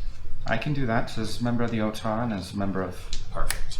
They might be expecting me. Let them know that I got seasick a little. Oh, you're really committing to this role. Assassins are no playing game. Understood. I'll take the prisoners ashore, hand them off, and then wait until they depart to let you know when we can all disembark. Yes. Understood. She gives you a nod very respectfully and kind of makes her way out of the cabin and back onto the deck. Well, Captain, I'm very pleased with how swiftly we traveled. I'll be taking our prisoners ashore at this point, and please be aware that your nation is very pleased with your service.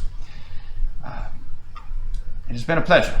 And at this point, he kind of one hand on the railing up near the helm. Well, it was a pleasure transporting you thusly. Please, call upon the Labyrinthus whenever you need cargo hauled. What a slogan. We navigate the mazes of the rivers day in and day out. And that's about all the puns I have lined up. Anyway, so Audra sort of gestures to a couple of you, to you, Tobias, and to you, Claudius, to sort of assist with the transport of the prisoners. Lozo he's very anxious. He's not too keen on being imprisoned, but Audra does assure him that if he's acquitted, then he'll be given transportation back to his home. Brenovan, on the other hand, is given less than polite treatment, and whichever of you two is currently escorting him, she ribs him a good bit as he's transported from various different places, and whatever awaits him is very likely to be unpleasant. From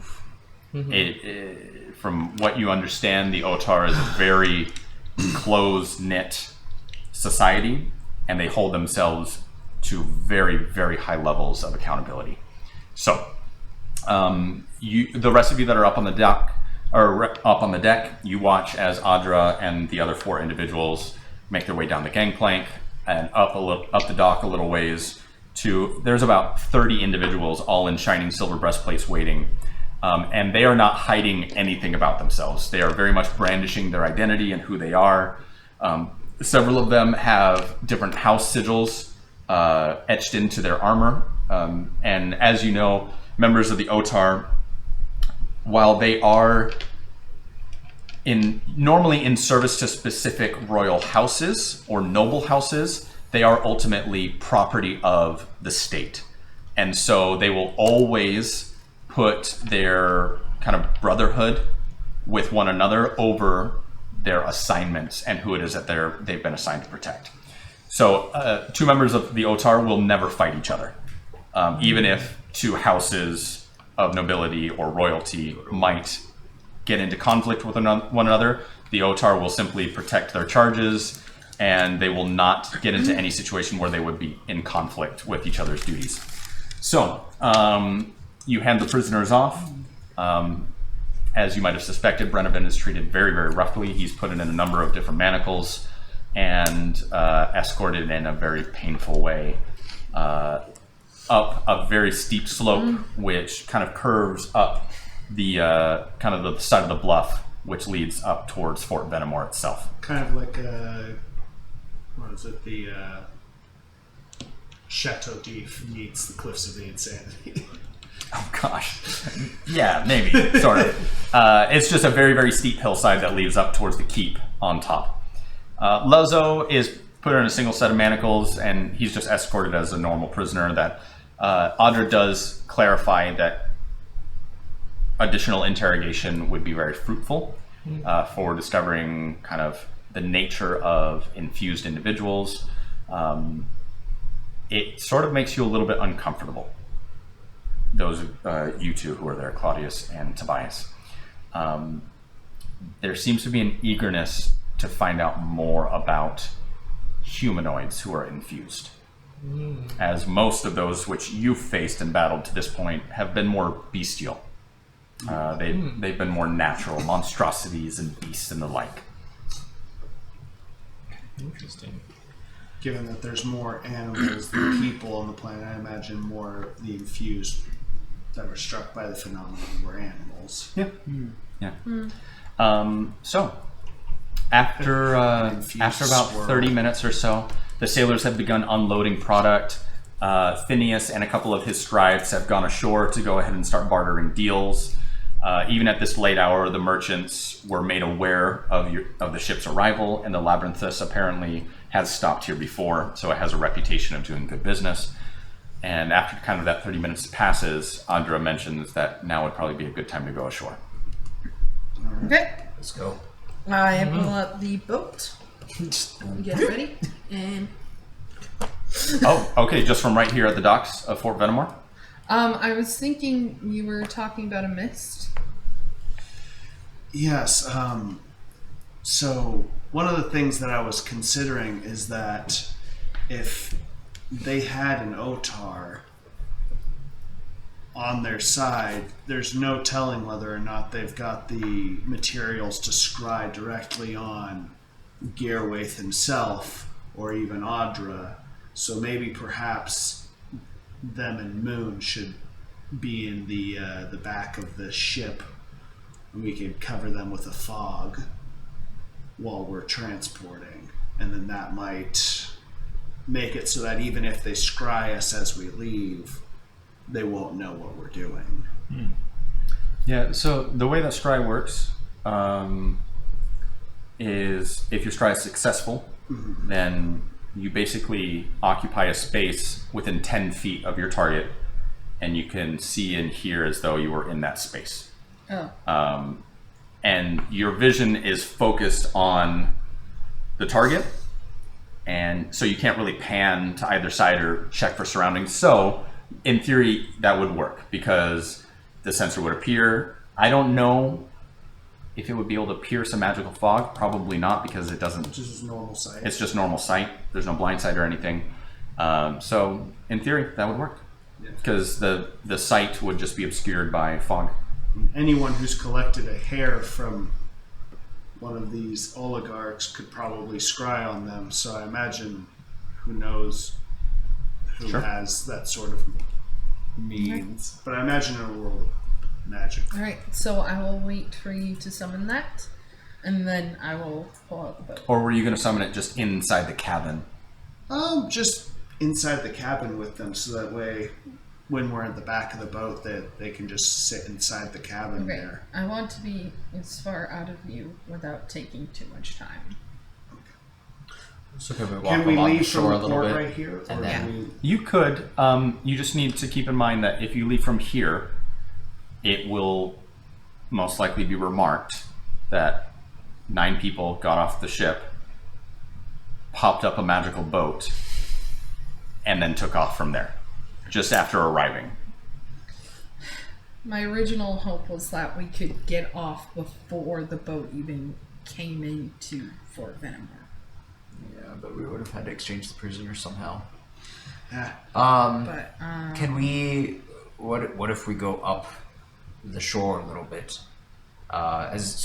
We are seen leaving the boat in the normal fashion, and then go to the bathroom. In the woods. We could also just leave the fort Yeah. Yeah. That's, I mean, like, just... No one will question me. And You mean me? No, me. she means- I'm a member of the Otar. Oh, Audra, I thought you were... No one here is supposed to Garway know go who first. you are. I thought you were Garway first. No. Okay, oh, gotcha. Garway speaks like this. Oh. Garway is a bit aged, and he speaks thusly. Okay. Audra, however, has a very clear, tinkling voice. That's a very good So let's go tinkle. imitation, Audra. Yes, well, I'm with him often, so I'm able to imitate him. Anyway, I'm sure at this hour I would be able to arrange for some sort of secret exit Let's do it. from the fort, Yeah. Yep. Yes, please. and then maybe make our way upstream. You're Yeah. still set on traveling by water, yes? Yeah. All right. Well, would it be faster than by land? Assuming we have enough strength to fight the current. Those two could probably do it themselves. Probably. All right. Well, let us be about it then. as a- Maybe you give me wanna just a few minutes to majestic divert any eyes that might lie before us, particularly those at the gate. Manatee. Understood? Giant duck. All right. So at this point, Andra takes off, presumably to go pay off some of the guards at the gate. And after about 10 minutes, she returns and gives the nod that, all right, I think the path before us is clear enough. And if anyone notices us, well, They were going to notice us anyways. yeah, we've been noticed. So, let's be about it then. Should we try and stealth? Stealth boat. It's a boat. How are we going to stealth? Stealth Well, outside of the fort. Out of the fort. Sure. I'm good at stealth. Okay. All right. So let's try notice. Sure. our everyone best like to to? remain unseen. Yeah. All right. Everyone go ahead and roll stealth for me.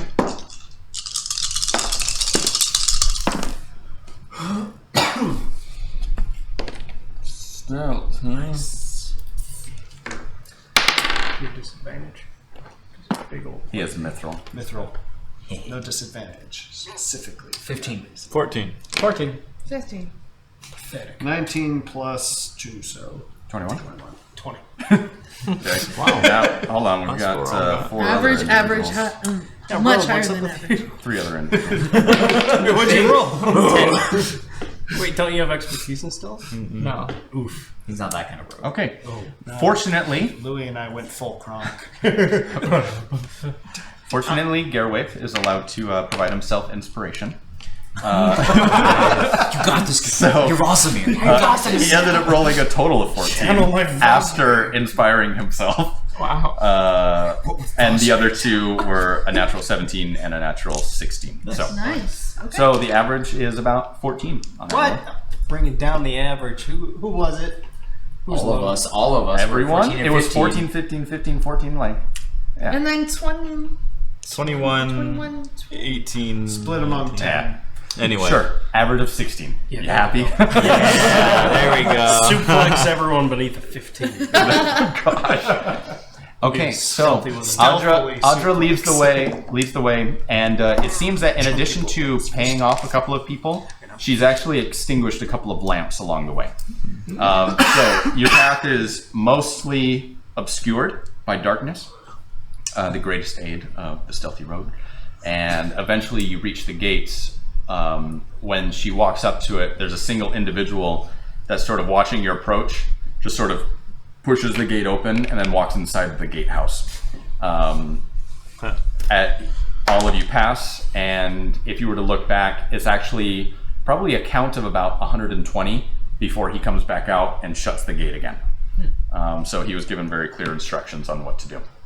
So you are now out into the wild, essentially. Everything west of this point is unclaimed. It is unsettled. I take one more step. That's the furthest from home I've ever been. Way to go. So at this point, we're going to go ahead and take a break. Okay. So we'll be back here in about 20 minutes, but luckily since we're pre-recording right now, it'll be instantaneous for you guys. Welcome back to You want to give it a go? Welcome back to Free Action, everybody. We have completed our break, and we are excited to get back into the action. Just for anyone that's curious, Free Action the reason that we chose that for our channel name is because talking is always a free action here at the table. Dab.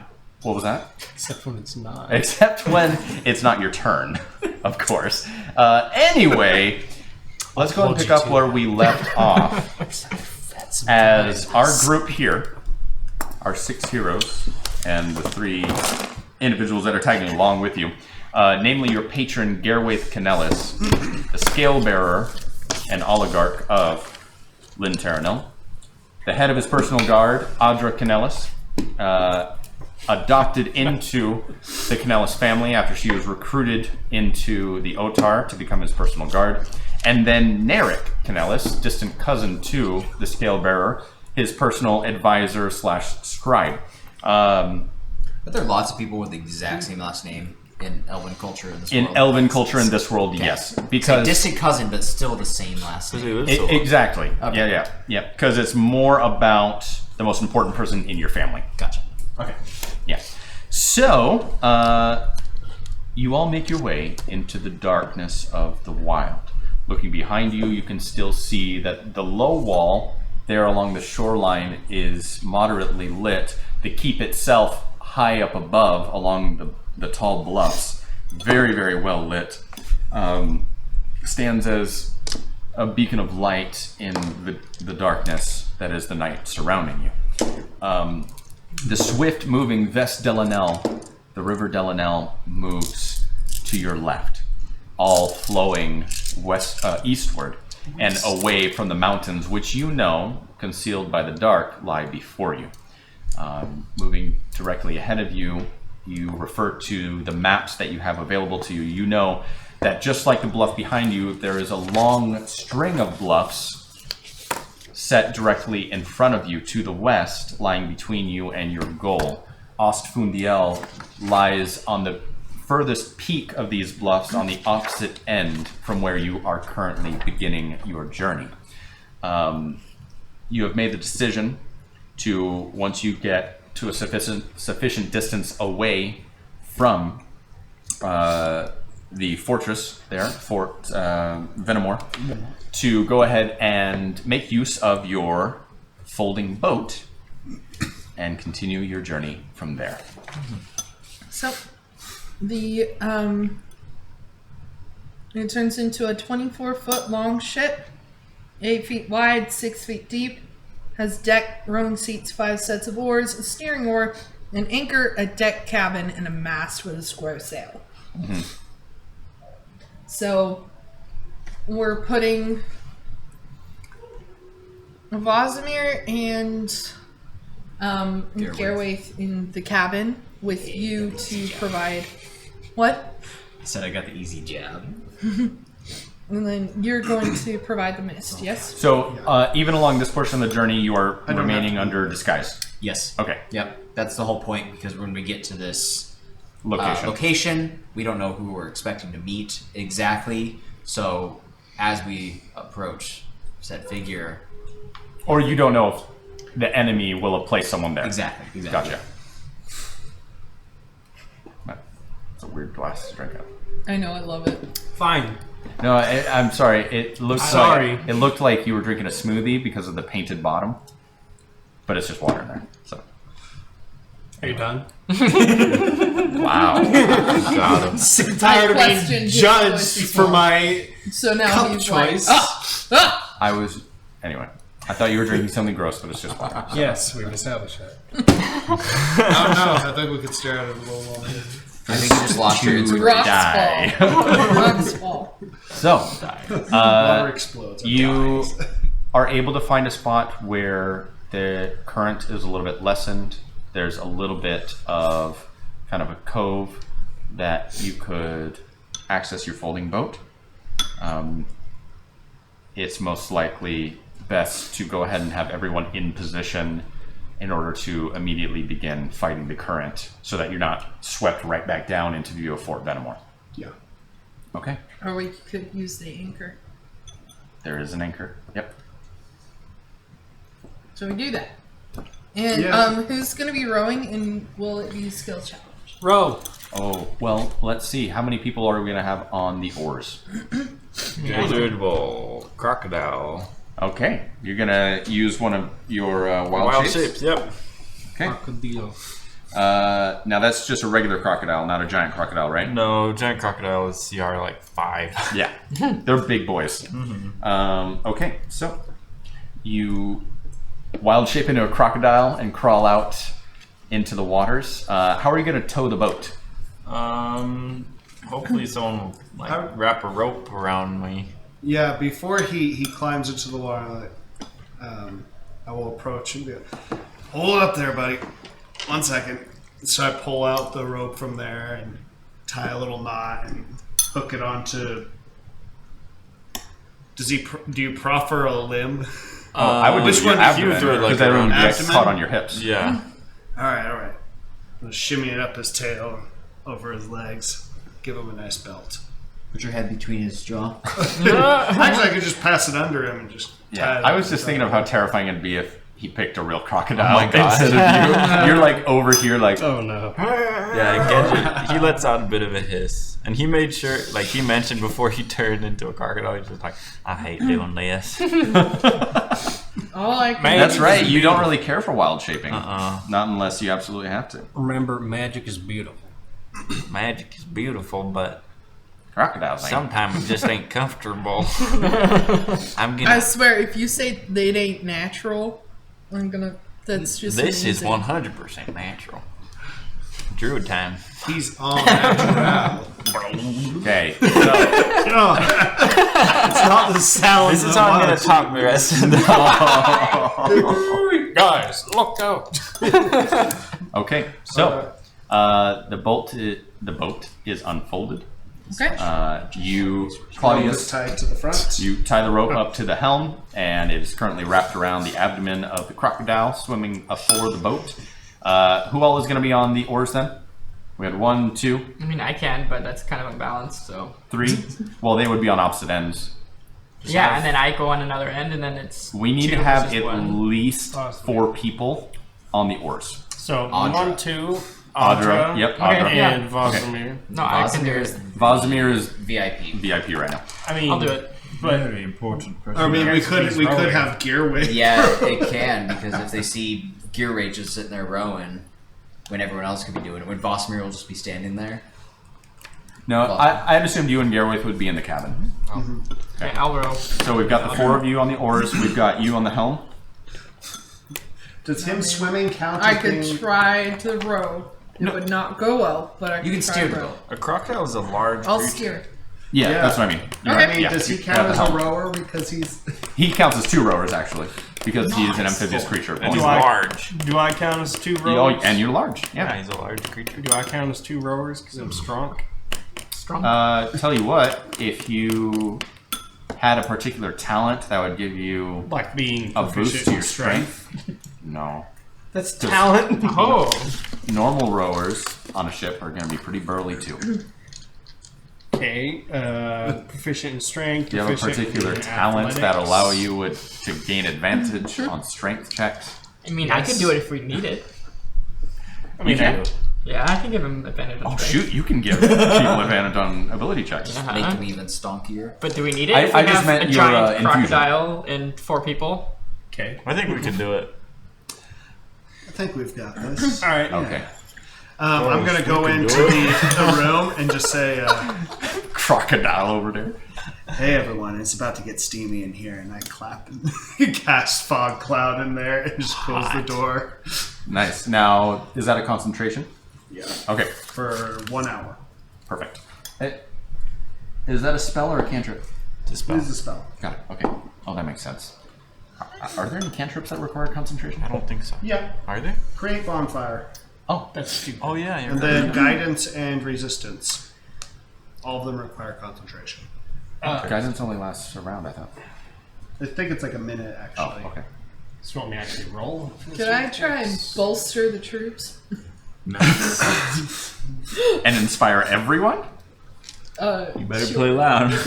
Yeah, if you have all the inspirations. No, I just want to be like really nice. So Well, you're steering the ship, Yeah. right? Okay. You're on the helm. While I'm in there with Garwaith, I will just have him kind of in the corner. Okay. But I'd also like to just specifically listen for anything amiss, other than just the rowing and the normal toil of the boat, just to make sure nothing's sneaking up on us. Okay. Things like that. I should mention that Narek is also in there with you. Perfect. Because he's crap.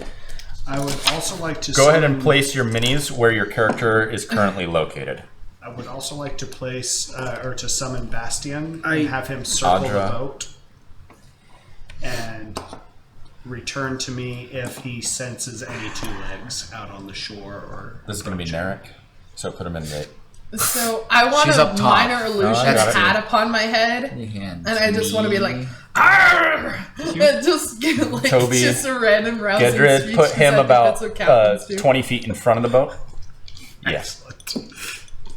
hand me the shield guy is him, Claudius. and then That's Gary. Oh man, I like my. the shield is missing. I know. No, I like it. You like the chip shield? That's pretty cool. Okay. Perfect. Where am I? I'm on the opposite right side of. Louis. You're on the Louis. opposite side of Louis. So switch Toby. Yeah, There we go. Okay. So, the current... Yes. You heard about Bastion? That you're sending him out along the shoreline to search for any two legs. Yes. Got it. If he senses any, then come back to me. Perfect. All right. The anchor is lifted, and immediately the current begins to take the ship downriver, eastward, back towards the Fort Venimore and Ves Tolfrya. Immediately, you begin rowing. At first, it's not pretty, but eventually you find a rhythm and you begin rowing together. I would like everyone to go ahead and make an athletics check for me. Everyone that is rowing. And then you make one with advantage, please. And minor illusion, the captain's hat. With the strength of a crocodile. And I just say, Vasti, men, row with all your hearts. That was great. Trust your heart. It's awful Nice. and it's Funny. dorky. Okay, Are you gonna roll? Not 20. good. Plus your acrobatics. So 22 total. Okay, and then let me So roll the boat for just. Okay. So we had a 10, 13, 20. 22. 27. Okay. So, boat continues moving forward. I could have rowed this boat. I'm focusing on too many things. Boat continues moving forward. Yeah, you're like trying to talk to Bastion. And anyway, Keeping a spell up.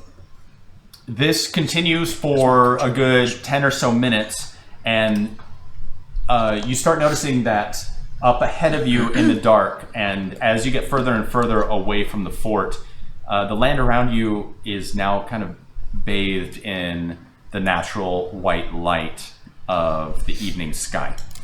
There is a hint of violet light as well from one of the moons above you, and you actually notice as you look up at the sky that in the distance to the south, there in kind of close to the horizon with where you're at right now, there seems to be a stream of emerald green light that flows from east to west. I'm sorry, west to east. And it kind of floats about, you would know it to be maybe half a mile or so above the surface of the land in that direction. You recognize this to be one of the nexus lines, which dominates the night sky over Lyn Terranil. There are approximately 8 of these located in various places around the nation, and they all represent a different arcane nexus or elemental energy. This one here seems to represent sort of a more vitriolic form of arcane energy, typically associated with a form of damage simply referred to as acid by most arcane casters. So somewhere to the south is located the arcane nexus of acid.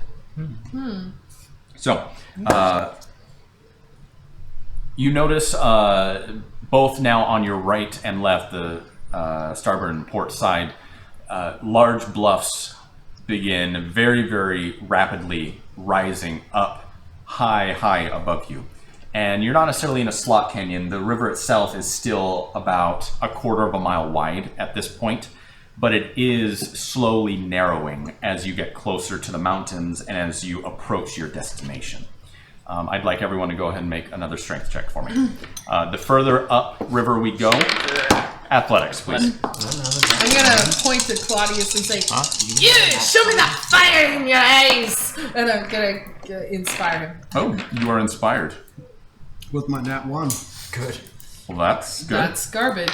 Well, How much do I roll to add to that? You still add your skill bonus and So your plus 7. D8 or D12 for inspiration. D8. D8.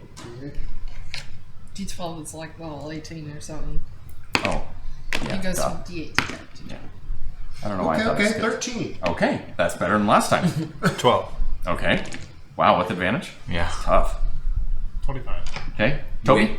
You went 19. ham at first. 19? Now you're 19. Yeah. Man, you're... I Your just rolled proficiency really in well. athletics again? No, I Oh. got +1. He wants to show You're like, the other boys I how did it's this in done. college. Okay. Okay, so the DC that time was 12, so we're all good. Okay. First one was 10, this one was 12. It's going to get harder as we go. Wow, he's really rolling his eyes over there. Who? Him? Louis. No, my eyes are just dry. Oh, really? I thought you were like, please. Anyway, so we continue moving forward. You're amphibious, right? He can hold his breath for 15 minutes. Okay, so you don't breathe underwater. No. Did you really just ask if crocodiles are amphibians? Oh, the reptilian. Yes. Silly me. I think they can hold their breath for longer than that. Oh in yeah, real they life, can, they though. can hold their breath for like up to 3 hours. Yeah. Yeah. But not in D&D. Thanks for shaming me there. I appreciate that. I mean, it's a big lizard. I understand. Anyway, I just had to make sure. So, continue moving upstream, and passive perceptions. Are you like 21? 22. What's yours? Mess with the blade at the blind. His minotaurs. Passive perception. Passive 10. perception. That was so long ago, dude. We're not I even know. on that boat anymore. I'm lagging. Passive That perception. boat has sailed. 15. Okay. Had to. Passive perception. Like a billion. It's amazing. Okay. You 10. still were on that. Passive perception's 18. 18. Oh, never mind. You're inside, so you 13. wouldn't get it anyway. Okay, so you start really wear a noticing coat. as you're making your way further up the canyon, the canyon walls themselves rise about 80 to 120 feet to either side. You are closer to the northern edge because you know that your destination lies on the northern shore. Okay. You also notice that as you kind of become locked in to this canyon, it begins to kind of reek a little bit. Like there's a staleness in the air, and it seems that maybe some water is getting trapped in here, and some stuff maybe flowing down river has been caught, and it's sort of stinking up the place. But it is kind of gross. With a current like this, what could be stuck? Well, that's the thing. It could either be stuck in an eddy somewhere, or maybe on an outcropping of rock. Maybe it's swept into a cave and it's just sort of flowing back out as a smell. But it's pretty gross. And Okay. I'm gonna I ask. have you communicate. Sorry. And was she the only one that? what's your passive again? 15. Yours? 18? You would have noticed it as well? Yes. And you're underwater, so you wouldn't have noticed it. It's there. I mean, But when he tasted, I would need to passively. That's why I perceive asked if how the he air breathes underwater. smells. Hmm? Like I mean, I have a passive perception 11, but I'm just confused as to why I can't smell that the air is bad. Because You're smell distracted. has to do with perception. Is it It's more very, like very it's- faint. Oh, it's faint. Very, I very thought faint. it was like swampy region. Oh, no. Just like No. smells fine to me. Yeah. And I adjust my not real hat. And it doesn't move at all. And it doesn't move at all. And I go, you, send your birds forward to go investigate. Sure. we've had this talk before, but whatever. Yes. Is he a What? bat right now? Yeah, he's a bat. Okay. Whatever. Mammal, bird. Okay, he's sometimes a bird. So He does like to fly. In any case, I send him for it. Go ahead. Go ahead and make a perception check for Mammal. Bastion. Bastion. All right. Let's see. Advantage if it's hearing. That was like I didn't even think about. Dude, It. those That's what I was like doing. me. Dude, no, that dice That's so weird. doesn't like you. I am rolling all of my dice. Both whistle the same thing at the same time. And then if it's hearing, it's that. So Oh my god. 10 for anything but hearing, Okay. and then 18 if it's hearing. If it's hearing. Perfect. Okay, cool. So the journey continues. You move further and further upstream. I need everyone to make another athletics check for me, please. 15. Come on. 12 again. 21. Okay. 18. Very good. Average was still above the DC, now 14. At this point, you notice, being underwater, that the bed underneath you can now see has actually risen closer to you, and it seems that you're slowly actually ascending along this river. As it gets, and that's the reason that as you get closer to your destination, the current is growing quicker and more furious, because the riverbed is closer to the surface, and so the water is beginning to churn and to reflect what lies beneath. You also, I need you to make a perception check for me. Okay. Do I add my mental bonus? Correct. You keep your mental skills. So What's perception. the difference between wild shape and polymorph? Correct. Right? Okay. Future reference. Perception. Wow, that's good. 21. Very good. You begin to notice that there are various bits of, well, they're not flotsam, but debris. Well, that's all on the surface. You begin to notice debris on the bottom of the river as you carry along. Most of it is kind of stuck and wedged underneath rocks in various different places. There seem to be kind of juts of wood, which are broken off in various angles, splintered in various different ways. You actually notice kind of some glittering objects as well, which you perceive to be glass, sort of half buried in the silt underneath you. You also see what is very clearly the bleached white of bone in a number of different places, and closer to the bluff side, which now falls very sharply into the water. There's no beach anymore. That's where the greatest concentration of bone and other remnants of life seem to be. Wow. Yeah, Could I keep an eye on the bluffs? absolutely. Yeah, go ahead and make a perception check for me. I know. That's what I was thinking. What? I was thinking, he said that we could keep some for skeletons. Oh. If you could make a whole skeleton out of it. 26. Yeah. Ooh, just a monstrosity. 26? Excellent. Okay. Those of you who have a passive perception of 15 or higher. Hey-o. Okay, so the three of you all now notice this same sort of rank smell. And it seems to be getting stronger and stronger as you make your way upstream. The gorge, well, the bluff sides are now closer together, maybe no more than, oh gosh, a couple 100 feet apart at this point. Okay. You're now coming into what could almost be called a canyon, except there's clearly never any connection between the two sides. It seems that the river has cut deeper into the valley which lay between these two hillsides. Most likely carved now the bluffs. Anyway, you make your way further forward, and Gedrid, because you are in the water, you notice a shape moving a little bit in front of you and to your right.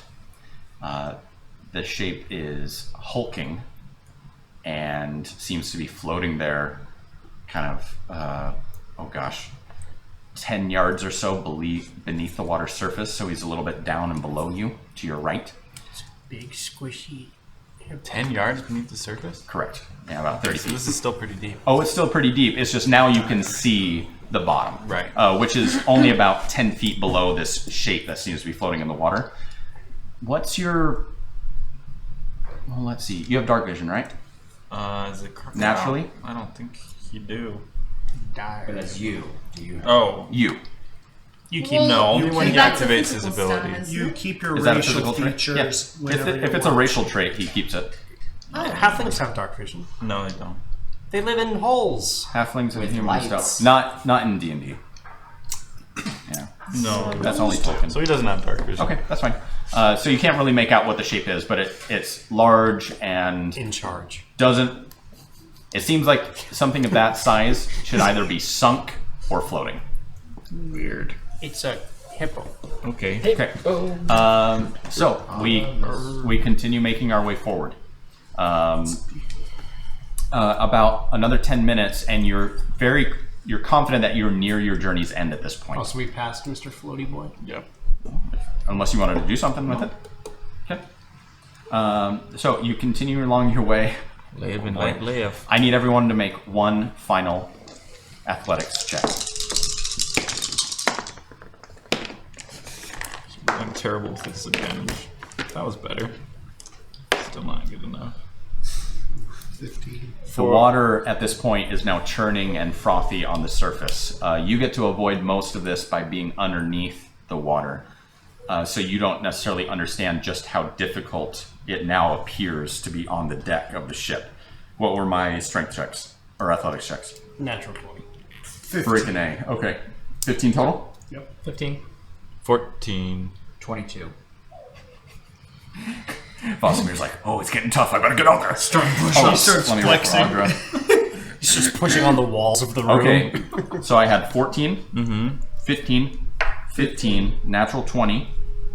Well, 20 plus your athletics. So 28 total. Nice. He's a freaking Hulk. That's So the what's up.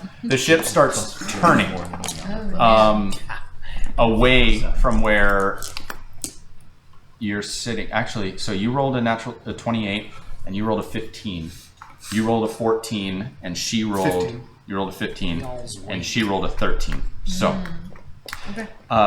the ship begins listing Away from Louis. to your port side, away from Louis, as all of a sudden his side begins overtaking the efforts of Audra and Claudius. Okay. Roll And harder. immediately you feel a tugging backwards and slightly to your left, and you notice on the tiller that the current is beginning to take the stern of your ship.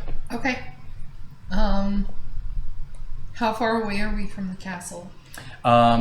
It's difficult to see, though Bastion reports back to you that there appears to be a structure maybe a tenth of a mile in front of you, It's not that far. Okay. and very, very high up. Probably just go to report the it shore maybe and walk 10 about miles. 500 feet There off. is no shore right now. All The free bluff falls bluffs. right into the water. The cliffs of insanity. Okay. I What did you was say? wondering if I could. So I said the castle is the fort is 500 feet ahead of us. I would like to try and use the use this. Help me. Rudder? Till the helm. Yeah. Uh-huh. Use the rudder to kind of compensate Okay. for the other way. the like. Turn it. Okay. If we're pulling this way, then I want to kind of catch some drag on his side How- to kind of adjust. How wide is the boat? 8 feet. Could I row 2 oars at once? You could. Yeah, absolutely. Okay, whoever was the weakest there, I'm just gonna attempt to row 2 oars at once. Okay. Perfect. Who do you think is the So, weakest? Louis, you Whoever notice that looks like your they're impressive strength has overtaken your compatriots to your left, Yep. and so you stand up and you Babies. rip the oar out of Claudius's hands. Claudius, do better! Get your head out of the clouds! Okay, so Claudius, you're now like helping Louis with one of the oars as he's taken the end of it, and he's just like strong arming it. You do have to go ahead, move your piece to the center, and you're now standing directly behind the mast. Cool. just like pumping away at it. I'll use the mast as like a counterweight Gedrid. to like push forward, so I'll use like my You passive head as- perception again, please. 10. Okay. Wait, oh, mine. That, Yeah, I was yours. thinking crocodile passive perception. Definitely not the crocodiles. Where is passive perception? Yeah, 'cause, you Crocodile know. should have high passive perception. Passive perception 20. Are you serious? This whole time? So he forgot. should have known what that lump in the water was. Yeah. Well, Tell me no, what it because I was. couldn't see it still. Oh, dark vision. It was far enough away that all he could make out was the He shape. could see it. He just couldn't. know Exactly. what He it could was. perceive it. Well, what does he see now? With his, Well, now what do your you gnome eyes see My crocodile. as what appears to be an identical large shape comes swimming towards you. Oh, hippo. And a meaty arm attempts to reach out and grab you around your middle. Hey, Wait, don't what? do that. Rolling a 15 to hit Wait, define as a meat- crocodile. Define That meaty hits a arm. crocodile. Okay, Like- so a massive arm with ending Like Trogdor? in the hand, a hand about as big as your head as a crocodile. Fingers maybe 7 or 8 inches long, wraps around your middle, and immediately begins attempting to drag you down into the river. Your efforts to row further forward and your effort to counteract the imbalance on the oars is immediately halted as the stern of the ship dives down almost into the water. Does the rope snap? Let me check the integrity of the rope. It snaps. It pulls all this. So the ship dives down, the stern almost dipping into the water. Those of you who were struggling against the oars, all of a sudden lurch forward, almost falling off your benches, and then almost immediately the ship lurches back upright, and all of you kind of tumble back to where you were sitting. You luckily were able to keep your balance because you were holding on to the tiller. You three are just tossed about inside the cabin, inside the fog-filled cabin. Why'd they fill that room with fog? So that's crime. In case anyone scried, they wouldn't see anything. But you, yeah. So that's what happens. Did he Okay. take damage? Not yet. You haven't. Louis, you go. You keep up. I'm gonna run to the front. Gedrid? Okay, yeah, you run to the front and you see a slack line now drifting behind you. I'm Does gonna my- activate my boots and I'm gonna dive in. Okay, so we now have no one on the tiller. Good. I was gonna message Vosimir, tell him to come grab the tiller and then dive in. Order of events. There we go. Sorry. So let's all roll initiative. Bum, bum, bum. What's in the water with hands? The crab. Big person. 4 and a 2. By Jove, he's got it. Huh? A 4 and a 2 on advantage. Okay, Sig. Initiative, please. 11. Nice. Vosimir. 16. Cool. Claudius. 10. Okay. Louis. 6. That's unfortunate. I think that's it. 6. Gedrid. 22. Bad. Wow. Tobias. 8. Okay, let me go and roll for Audra. Natural 20 for a 22. Oh, frick. Moon is here too. Yeah. She's also in the cabin Oh, with good. you guys. Good. Oh, shoot. She rolled a 19 plus 3 also for 22. Garway 13 plus 3 for 16. And Narek a 4 plus 0 for 4. Okay, and then I'm going to have the creature that's with you roll. Okay, that's good for you, Gedrid. Do you want to hand me that rare tiger mini? We'll Why? use that as Moon. Oh, that's a good idea. She could be our kitty shaman. She's not a man, but it works. Yeah. She's All right, ripped. so she's ripped, is that what you said? Yeah. Okay, so first up, we are going to have Gedrid. Those are tabs. I don't know what that's supposed to mean, Carson. I have no idea. Audra, Ripples in the fur. Moon, Weird She slept on a stripes. grape. Slipped on a grape. Slept on a grate. Oh, yeah. Pattern of sleep. Okay, then we've got Gerwaith and then Vosamir. And then... Wait, he was before me. Well, you're on the same initiative. So you can both go decide who goes first. Because we're one and the same anyways. Okay, then we have each other. Sig. Then Claudius. Then Tobias. Wow. Then Louis. Then big meaty claw. Then big meaty thing. Sweet. Okay. Oh, and then Narek. He's so incompetent, you guys. It's gonna be funny. Good. Okay, first up we have Gedrid. Gedrid, so you feel the line between you and the ship grow taut, and almost to the point of pain, and then all of a sudden you feel it loosen behind you and you jerk forward, and the creature with its arms wrapped around you, both you and it, sink even further towards the bottom of the river. Okay. Am I grappled? You are considered grappled. Okay. So I'm gonna try something. Lovely. So Show me your moves. Yeah. All right. Yeah. Work real quick. Okay. So Gedrid is You going to are use. very far down the list. He's going to use his action to wild shape again into The same thing. a frog, like this big. Wait. Oh, hold on. I think you can do that as your bonus action. Just so you know, he has you around your center of mass right now. So you go into that center of mass in So his hand. you could end up in his hand as a frog.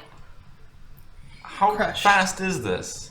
The change. Yeah, the change. Instantaneous, isn't it? Yeah, so like he instantly goes, little tiny frog, and then all of a sudden it's like, slippery frog. My big meaty hand is too big and meaty. All I know Tiny if frog. if I was gripping something as tightly as I could, and it got smaller, my grip would just go with it. Well, I don't think it's a gradual small. It's just. Okay.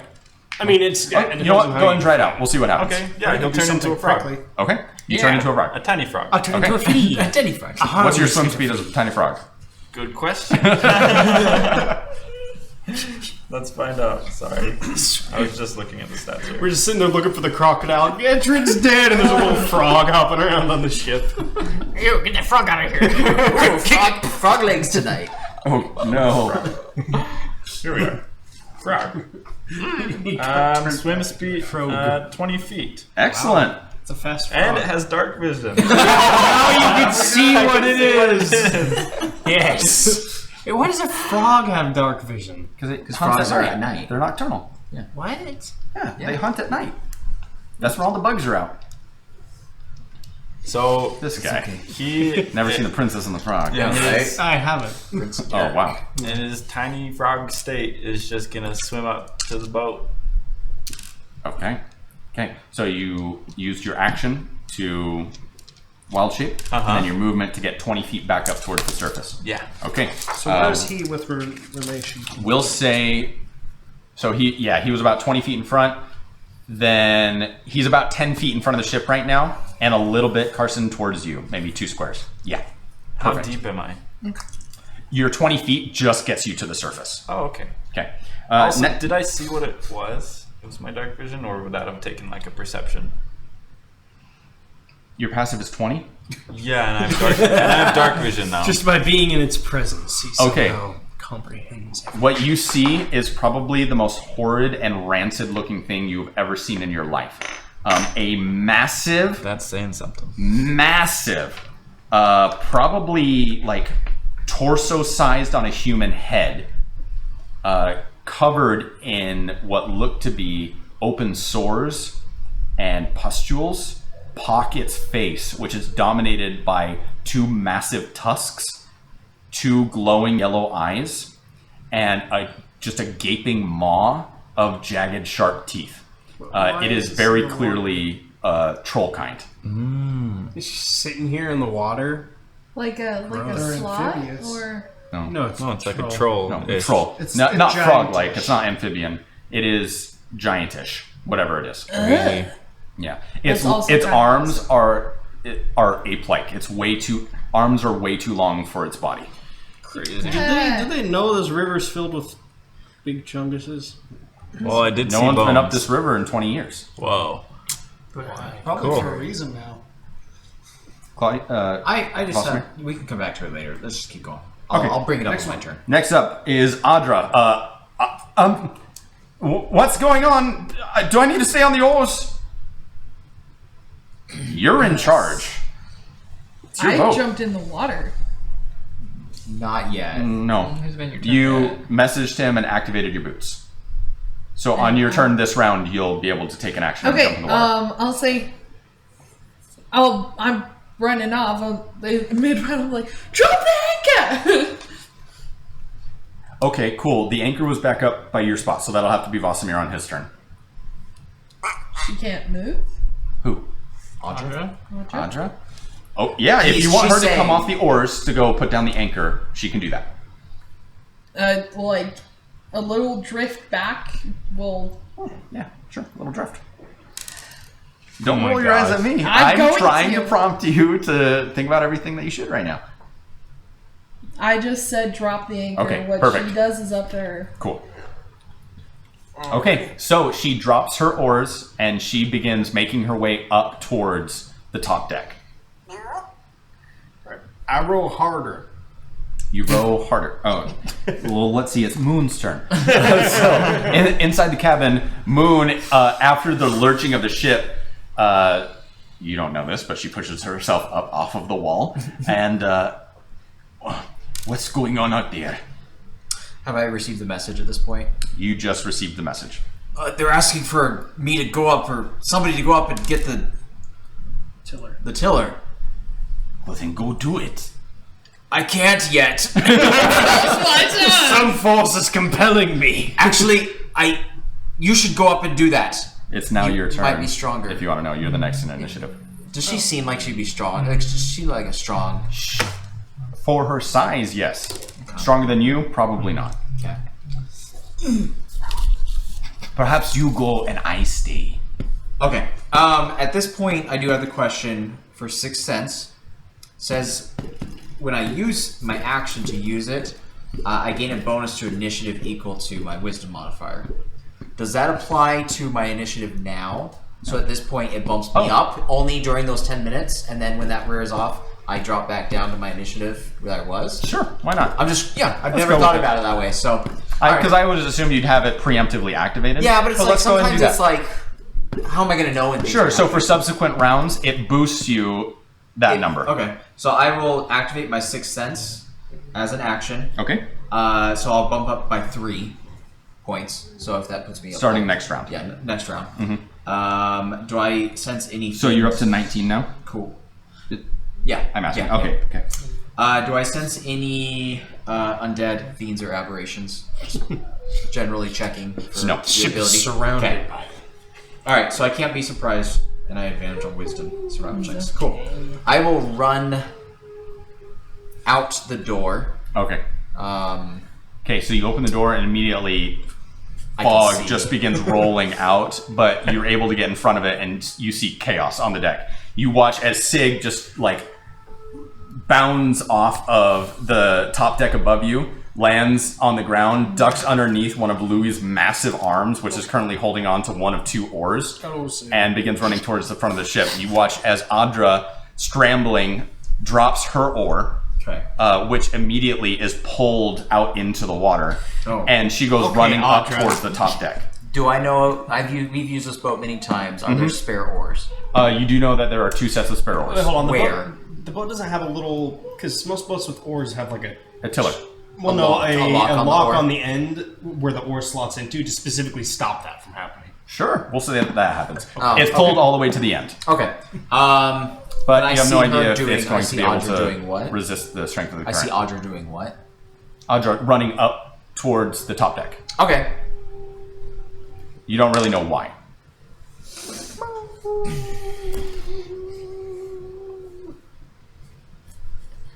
Ask what is going on, and then you'll What's know. going on here? Yeah, I was just thinking if I would be able to tell just by the way that she was running if she had the same intention as me of going towards the tiller. I will ask, what's going on? Okay. Gidred's gone. That was a good frog sound. All right. So, do you want to... Have you used an action? You activated Sixth Sense, right? Yeah, I activated Sixth So you Sense. still have a bonus action. Do you want to do anything with that? Yeah, let's go ahead and... Well, I want to use... How long is this boat? It's like 30 feet? 10, No, it's 24 feet long. That's inflated 20. for movement. Okay. I will run over to that oar. Okay, where Audra was. Because I'm sure that the boat now is going to The start... boat is very definitely turning. listing towards the port, and you're worried that if it gets sideways, it will either capsize or just get taken downriver. Okay. Then I will try to hop on that to try to keep us steady. I don't know if the bonus action, if I can grab it. Yeah, absolutely. Okay, I'll Sure, grab we'll it, say that. and then that'll be my turn. Cool. Okay, next up is Gearwaith. Just as you're leaving, because you're technically still on the same initiative order, he runs to the doorway, places a hand on your shoulder, and like excitedly whispers, "I believe in you," and inspires you. Cool. And then he goes back into the room and he hides. So that's a D8 for him, or I love you so No, much. that is a D10. D10. Yep. Cool. So I have 2 inspirations. Well, yeah, but they don't stack. I know these are different ones. Well, actually, they can stack this because is a one D20. rolls a D20. Yeah. Yeah. I will get. Okay. Over At the 30 end dice. of Gearwaith's turn. So, Vosimir, just as you get into position and you just have a hand around the oar, all of a sudden, Vosimir, Louis, Claudius, Tobias, you feel this acutely, and Sig, as you're running, all of a sudden the boat lists almost in the opposite direction, and you're all thrown to your right just a little bit. And Sig, make just a dexterity saving throw for me. 14. Okay, you're fine. You almost lose your balance, but you keep your progress moving forward. Tobias, you look to your right and you see a massive hand reach up and grabbing the side of the ship, and a head pulling up out of the water as it pulls down on the side of the boat, and a massive, nasty, almost bluish green face, easily 3 times the size of your head. Dominated by glistening, almost pale eyes that reflect the light of the moon above, and they just shine in your direction. Its green skin is just dotted with different sores that are oozing various putrid smells, and its hand is just covered in like terrible purplish scales. And it's going to attempt to hoist itself over the side. Okay, it has really good athletics, so it is going to. Yep, it's going to pull itself up over to the side with half of its movement, and then it is going to look out across all of you, and it is going to vomit. Oh, gross. Looking out over each of you, it kind of leans back, and you watch as it lowers its jaw. It's almost Snake. Oh gosh, no. It's Hinged? Projectile. no, it's like a frog's pouch. Do you have a mini? Oh, it gribbets at us. Put this right behind Toby for me. I thought it was a slide. No, that's not a slot. You No, said it was- technically that is a what are those? It's been so long since I printed. Not a it, I can't bullywog. remember. It's a Wait, I this is forget what they Toby? are. Yeah, okay. Yeah, that's Tobias. So It's put right it here. slightly behind, towards the deck, cabin deck. Yeah, right there. Perfect. So it leans back, and all of a sudden, this massive pouch underneath its chin, Tobias, fills almost like a water balloon. How it fills like haphazardly in a bunch of different places, and then it opens its jaw, and razor sharp teeth glisten for a moment before all of a sudden this nasty bile-like substance spews forth in a 15-foot cone, hitting Tobias, Sig, Louis, I'm sorry. Hold on. Vosimir. Oh, basically all 6 of you. She's really. 15-foot cone Yeah. goes 15 feet forward. It's 20 feet across the. All right. No, She's it's up- 8 feet she's across up the on the boat. deck already. Technically. What did Audra get up onto the deck? Audra is up the ladder. Yeah, so she's not getting hit. No, I just want to make sure where she's at. Okay, I need each of you to make a dexterity saving throw for me.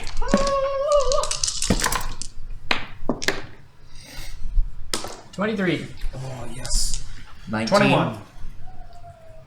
19. 22. Oh, And Sig. Natural one.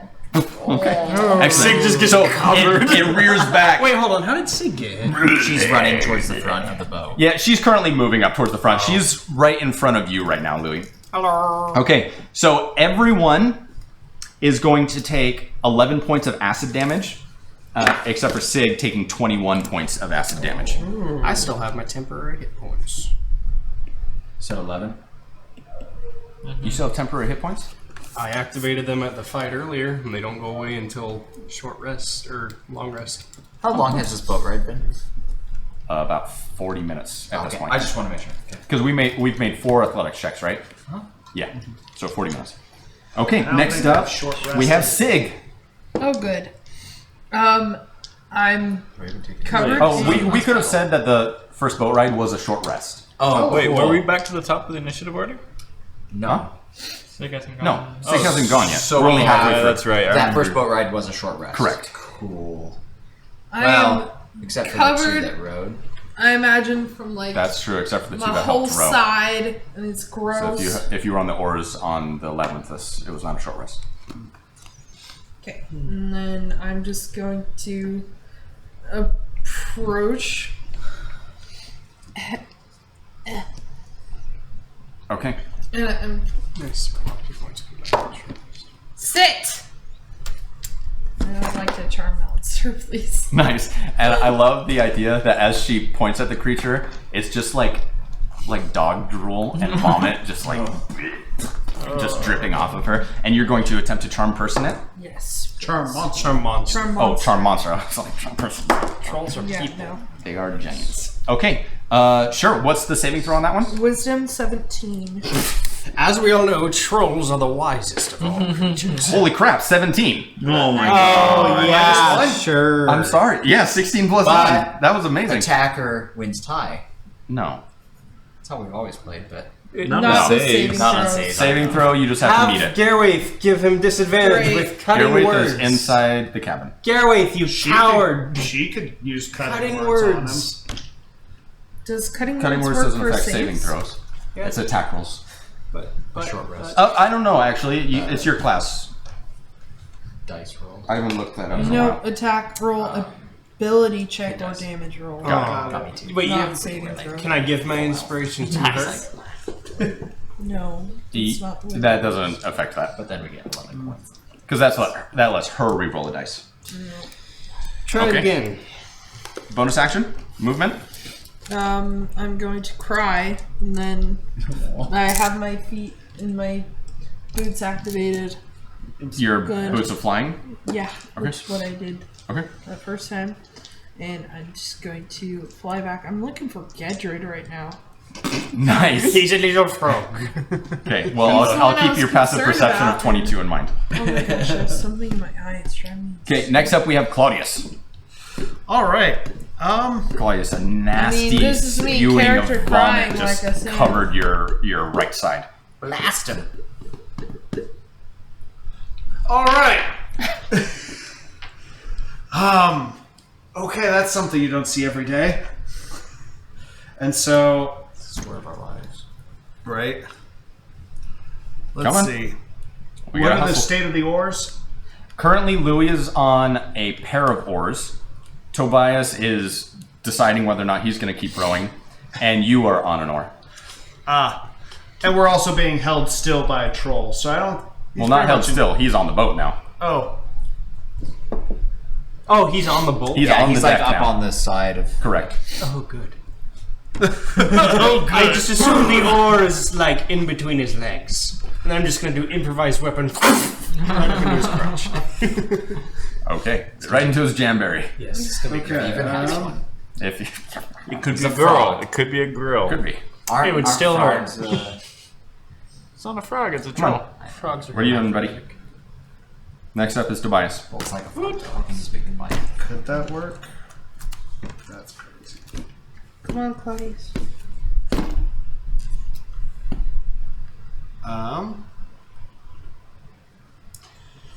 Sure, what the heck? I'm gonna run up to him. Okay, buy or. You're still holding Well, I'm gonna pull it up with me and You got his orb. Oh, okay, yeah, I'm holding his Oh orb. man! Hold on. So you're Wait. pulling the ore with you. Wait, he has it? I'm holding. There are two sets of oars that need people on them in order for the ship to maintain course. You're leaving your oar. Wait. Hold on. He was assisting. I'm so sorry. I'm holding. You have a different set. Oh, you were assisting no, his I- oar. I- Oh, that's right. I'm so sorry. Yeah. That's correct. I'm so sorry. But now you're the only one with an oar on that side because Audra left. Oh, but Vossimir's coming back up. Yeah, Vosmir. I have her orb. Sig, go ahead. I have I got to go. something in my eye. It's so bad right now. But I forgot one of my abilities is silver tongued. I can make him make that a charisma saving throw instead of a wisdom saving. That's not an activated ability. When you cast a spell that you cast requiring the creature to make a saving throw other than charisma, you may choose to make the saving throw charisma instead. Okay. I will not be allowing this again. Okay? Yes. Okay. So he failed, and you commanded him to sit. Yes. Okay. So he is currently sitting on the side of the boat, directly behind Tobias. I'm going to cast Levitate on him. Okay. Con save 16. And I know he's got ridiculous con, so it's like a 50-50 chance of it working. That won't 18. work. Yeah. Didn't work. Oh, That was actually, my- no, it wasn't 18. It was, he's proficient in that saving throw. Oh. 22. Even worse. Okay. Does he have expertise? In a saving throw? Jeez.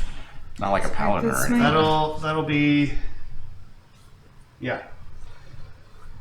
That'll be my action surge, and then I will do Dragon's Breath on Bastion and tell him to light him up and have him fire breath him.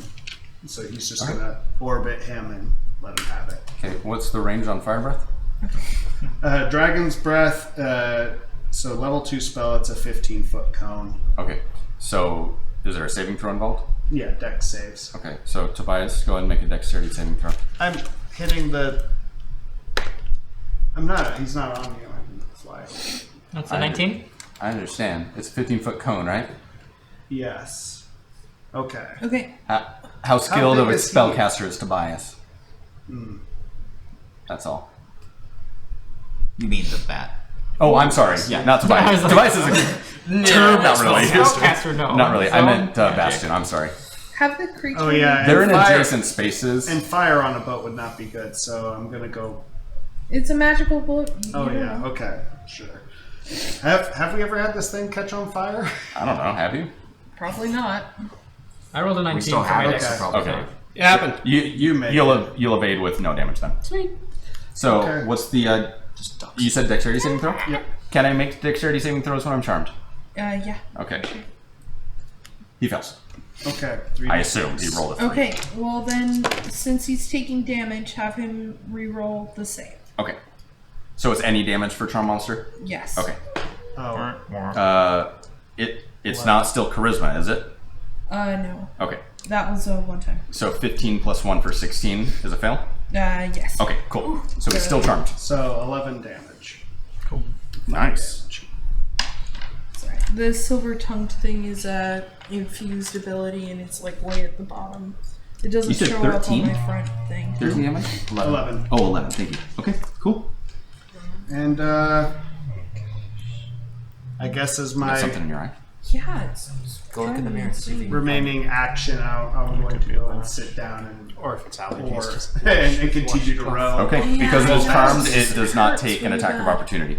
Watch. Go look in the mirror. Okay. Next up. What? Go look in the mirror. Hey, not gonna be able to hey, follow. listen up here. Next up, we've got Tobias, and then Louis, Okay. and then it will be the troll in the water.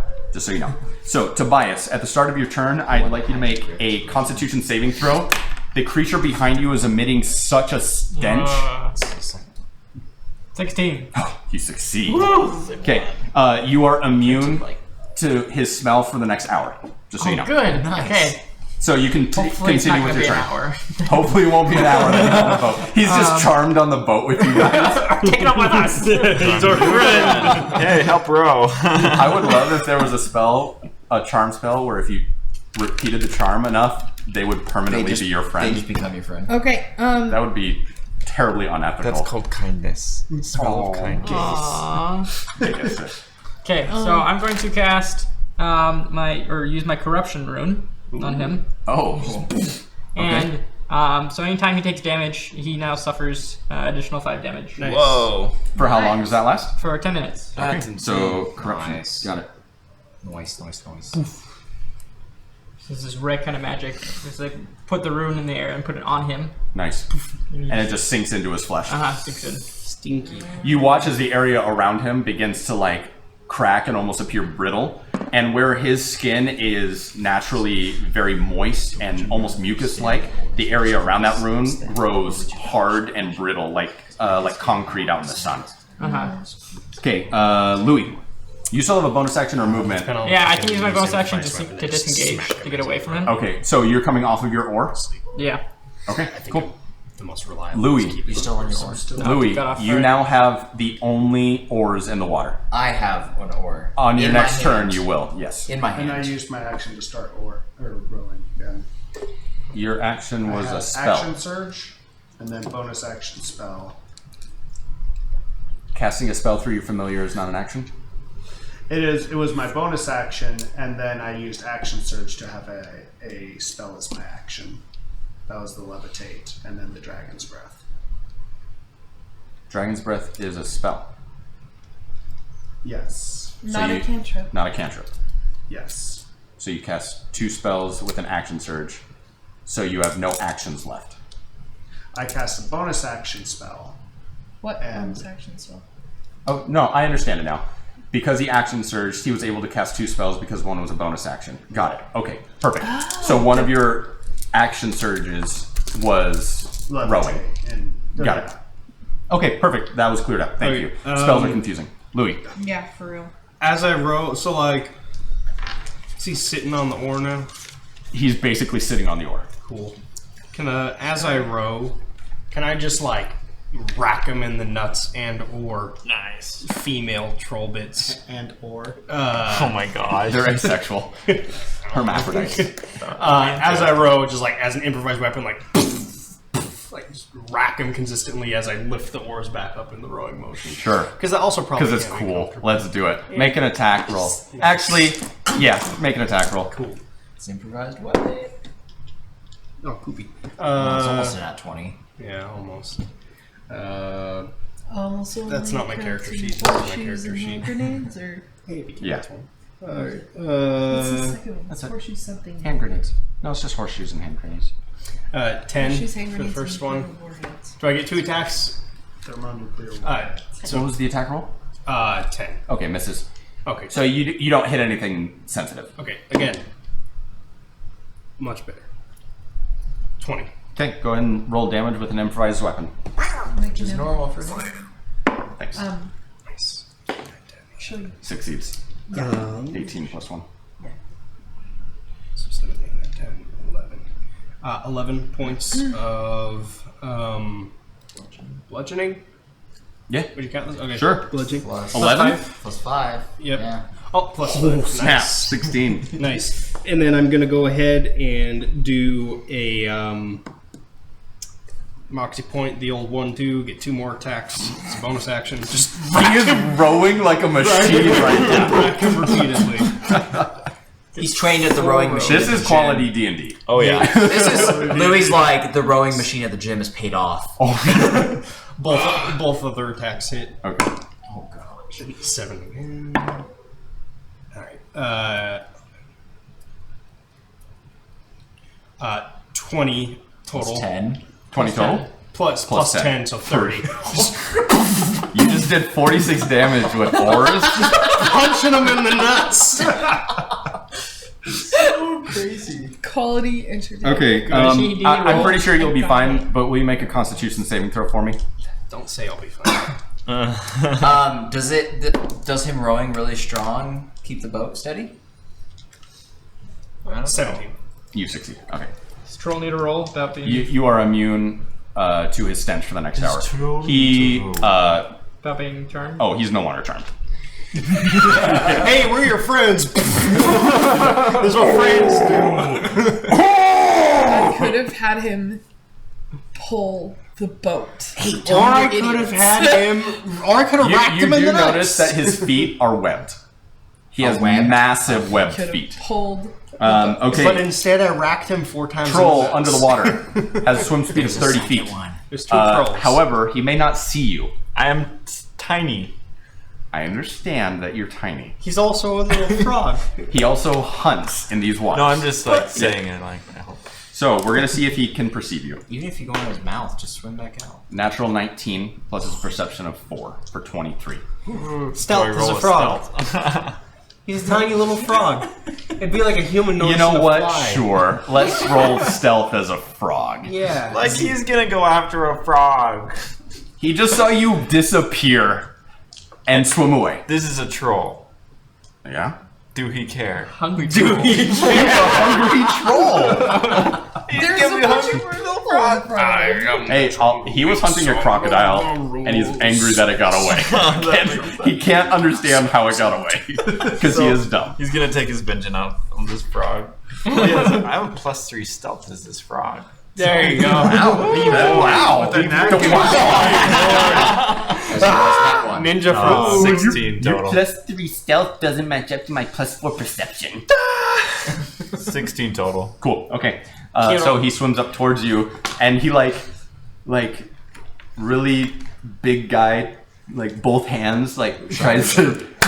But with the nature of water, him closing his hands in around you. Hold on. Let me make your attack roll.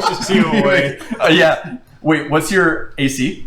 My frog AC? Yeah, your frog AC. He rolled really poorly. 11. Oh shoot. It's a frog! No, I say oh shoot because you're good. Oh my god. Clamps his hands, and because the force of him pulling his hands together, it basically creates a jet of water away from him. And all of a sudden the little frog, you feel the darkness closing in around you, but then you feel this current of water just pop you out through his fingers. Wait, hold on, there's and you're about like 5 feet in front of him, that's swirling why in an eddy of we're water like- right now. That's why we're killing this. Move him 5 feet closer to the We ship. don't know there's 2. And you're now up like on the Right. surface of the water, just like swirling around. I mean, I think I would also so assume it's 2 because he's That was his this could be movement and his action. And that came He doesn't have a bonus action. So we will move on to Narek, who is going to pee his pants in the corner. Then, top of the round, we've got Gedrid. swim away. Gedrid, Adra, Moon, and then Vosimir. Okay, has Gedrid noticed that other troll? Or he only ever saw the one, right? You've only seen the one so far. Okay. Just a frog frantically swimming away. You're within 20 feet of the boat now. Okay. I'm just thinking what Gedrid will do. Gedrid is going to...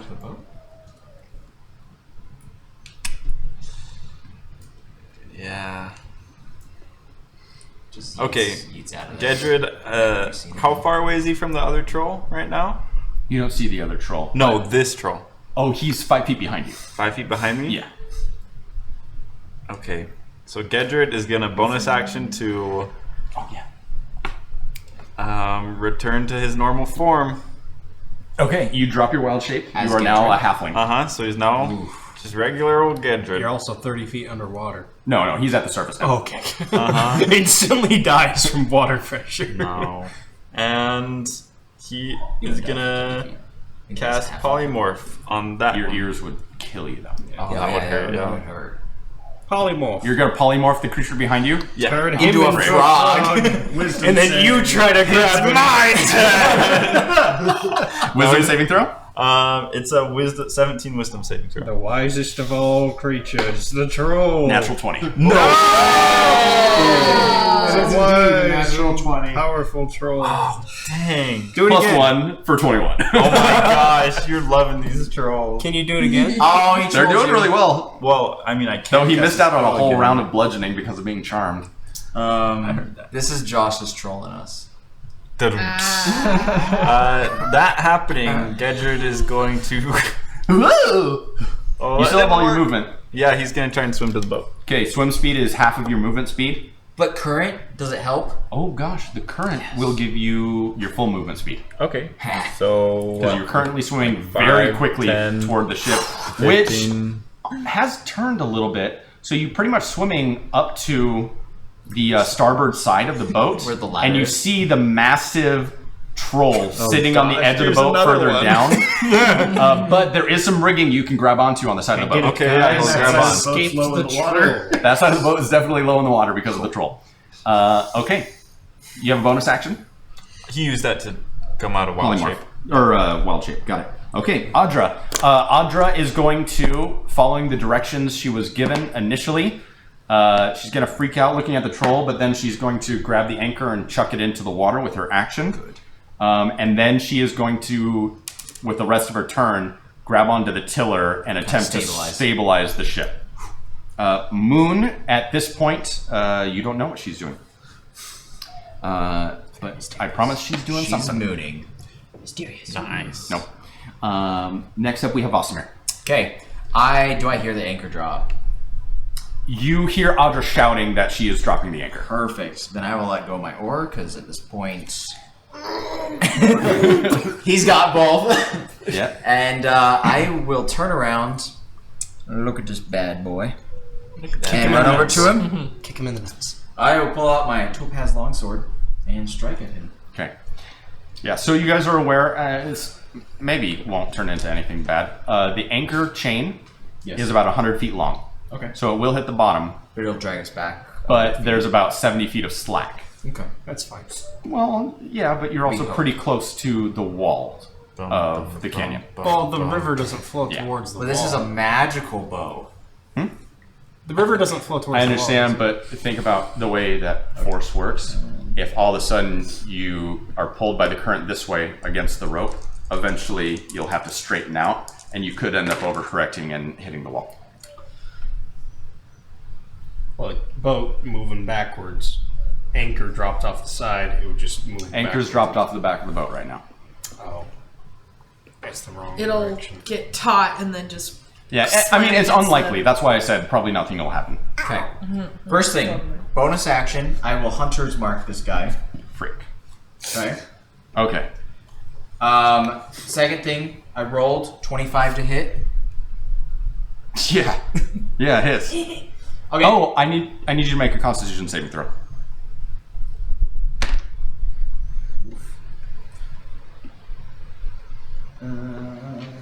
Constitution saving throw of 8. Okay, you are currently poisoned. The terrible stench of this creature overwhelms you. And you are poisoned until the end of your next turn. No, start of your next turn. Poison gives you disadvantage on all attack rolls and ability checks. Okay. Alright, so 25 still hits. I'm poisoned. Disadvantage on ability. You rolled a 25 twice? No, I have advantage on against that target creature, so I was just rolling to make sure. Oh, So does well, that make it now? it means just that an rate even roll, evens? a straight Perfect. roll. That it was worse. Your first so roll. was a 25. Okay, got it. Yeah. Okay. So I will hit him Okay. for Oh gosh, this is lightning damage. fun. Fun. Water creatures with lightning. My Pokemon is taught me. Up or below. That is going to be a About 120 feet. 10. What was it? You said it was yeah, so it's a 10 regular damage Plus with 5. plus 5, so 15. Okay. Plus 2 lightning damage. Okay. Plus plus 3 from my hunter's focus. Okay, you're gonna have to Okay. give me the That's total fine. here. It was 10. He doesn't have any resistance or anything, so 10 just total plus it all. so 15 plus 2, 17 Plus 3. plus 3, 20. Okay, 20 total, and then go ahead and keep track of that 2 lightning damage you dealt. I got that. Okay, so that's 20 total from Vosimir. And I'll do it again. Frickin' A, of course you will. Okay. That is going to be... Oh, no, that should go. 15 plus 8. So 23 23. to hit. Yeah. Okay, cool. Ooh, even more damage. Okay, that's gonna be a. Sorry, I gotta do a lot of math here. There's a lot of sections I gotta go to. 7 plus 6, 13. So this Plus- is 45. And then 90 is 3, this, yes. Plus 16, plus 5. 21. 21 plus 3, 24. Like that. Oh, I thought you already added that 3. Okay, versus straight up. It says 45. once per. No, yeah. Sorry, 21. Okay, thank you. Yeah. Okay. Okay, so that's the end of your turn there, unless you have a bonus action. I've already used that bonus Okay. action this turn, but let me just make sure there's nothing else. You have a little bit of movement left. A lot of movement, actually. Yeah, I'm gonna stay here. I just want to make sure I'm not missing something with these sixth sense and stuff. Okay, I'm good. Okay, next up we have Gerwaith, remaining concealed within the cabin. Now it's the troll's turn. Okay, so the troll is going to reach its massive arms up over its head, and it flexes both of its hands, and you watch these massive claws kind of sprout out of each of its fingers, and it's going to make strikes towards, well, definitely Vosamir. You know what? Just Vosamir. Guess I gotta rack you in the nuts harder. Get your attention. Well, Louis, you're behind Vosamir right now. Oh. So. It's okay. Okay, meat shoot. Oh, actually, wait. No, it's fine. You dealt fire damage to it, so it does not regenerate this turn. Oh, yeah, that's fine. It's okay, he'll miss. Okay, first one is a natural 15 plus 8 for 23. Yeah, I'll let you have it.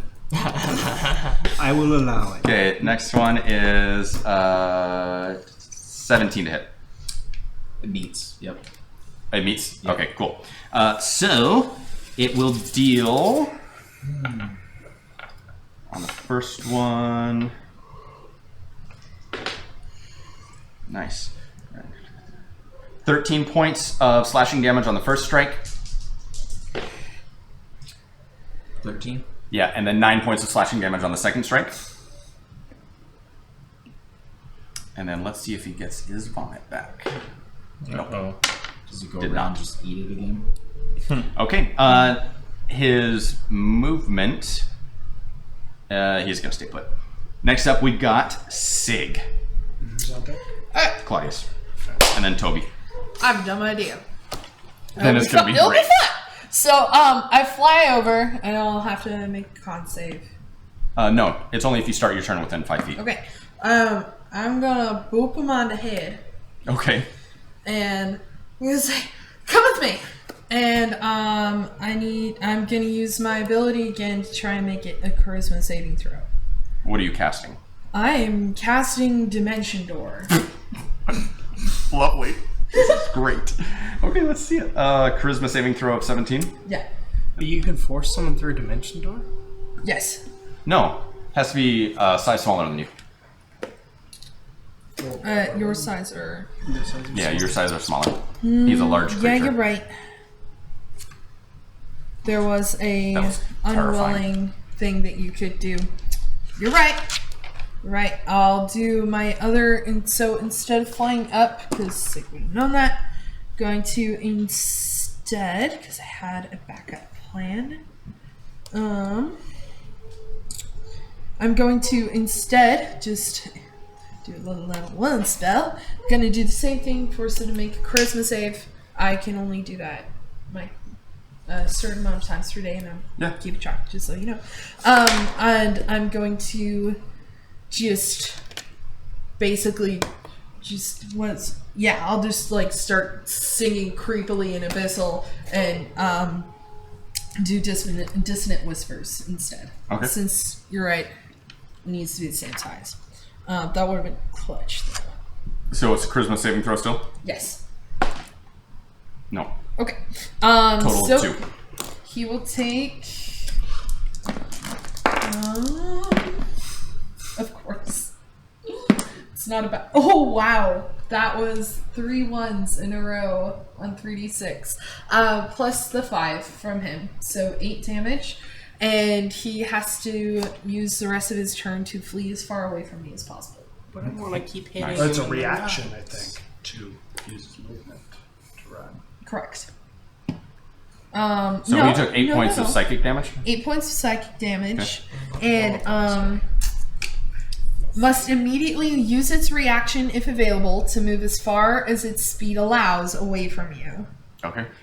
It can't move into obviously dangerous ground, but pretty much everywhere around it is its environment. Correct. So the troll nimbly executes a perfect reverse swan dive. But before he does that, I opportunity attack it. There you go. Yeah, Toby, you can that's do the what's same. up. me too. Do I also get an opportunity attack? You're holding two. Sure, why not? Just smack You're him. holding a rich weapon. I don't care. Let's see what happens. Natural 20. No way. Oh, wait, oh no. Is It's it a cocked? 19. Oh, close. That's what I got. What are you hitting with? My Lumbo. From within 5 feet. I was and you're rowing I away. flip away. Aren't Yeah, you he rowing was your like oar? right in front of, right behind you. Remember? Oh, did you move away? did you move I back? disengaged. Yeah, that's right. That's right. So you have your longbow out. You don't get So you don't get an opportunity attack. I'm sorry. On I thought you were range. still right next to him. Just whenever someone moves within So range you- of your ranged weapon. 27. Yeah, it hits. That'd be awesome. Well, yeah. I'm sorry. So- 6, 14, He's plus gonna- 5, That's 19, gonna go 500 feet up at a 35-degree 20. and drop. Plus 5. I already did. And I have 20. my flying hands. 20 damage. Also 20 damage? With the plus 5. Freaking A, you guys. You guys are just machines over here. I mean, keep in mind, Toby's rune is helping a lot. Oh, And gosh. An extra 5 hunter's on each focus, of theirs? Yeah, that's. So that was 40 damage from you guys? Yeah. And plus That round, it took 80. over, yeah. 90 damage. No, 89 damage. So minus 5, 10, 15, 20, 25.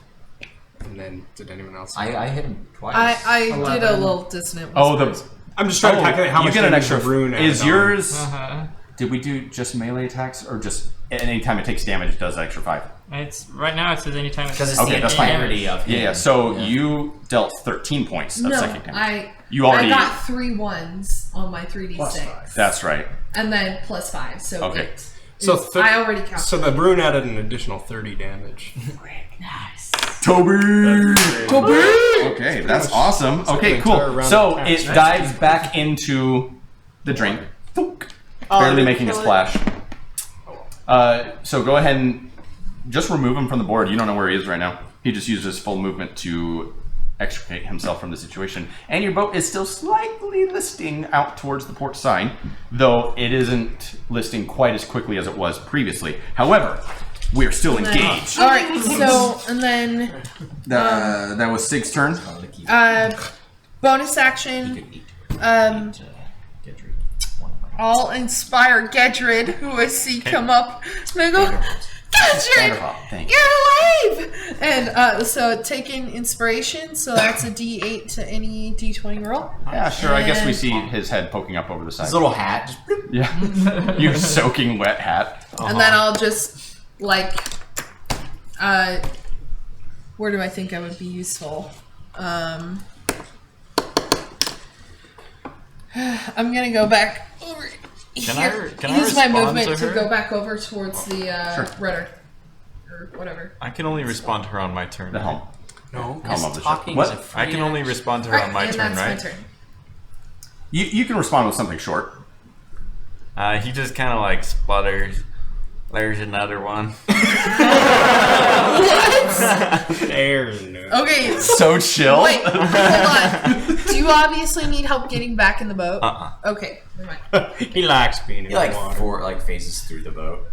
He immediately just goes, They have a cage. You know what? I would say since you've already acted this round, you would not have been able to reply to her. oh, okay. But talking's a free action. On my turn. Correct. On your turn. On your turn. We should do a free the action. monkey paw. Okay, Claudius, and then Tobias, and then Louis. All right, so I see this guy out in front of us. Nope. No. Oh, Is he clip? Is he? yeah. crested? Actually, he broke the water when he attempted to grab the froggy.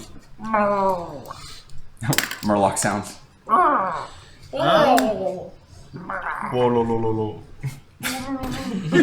Whoa. What is that? Age of Empires? Yes. Whoa, whoa, whoa, whoa. Missionaries. Or the priests or whatever. What are you doing? See it. Can you blast him from there? Yeah, I think I'm gonna use. Do it. It's far enough away. Right, if the guy is gone, wouldn't the goal? Never mind. Sorry. No, he can see him. He can see the one in front of the boat now. Oh. His head's popped up out of the water. Create bonfire says place in the ground. Yeah. So that would be the water, not a place. Okay. What?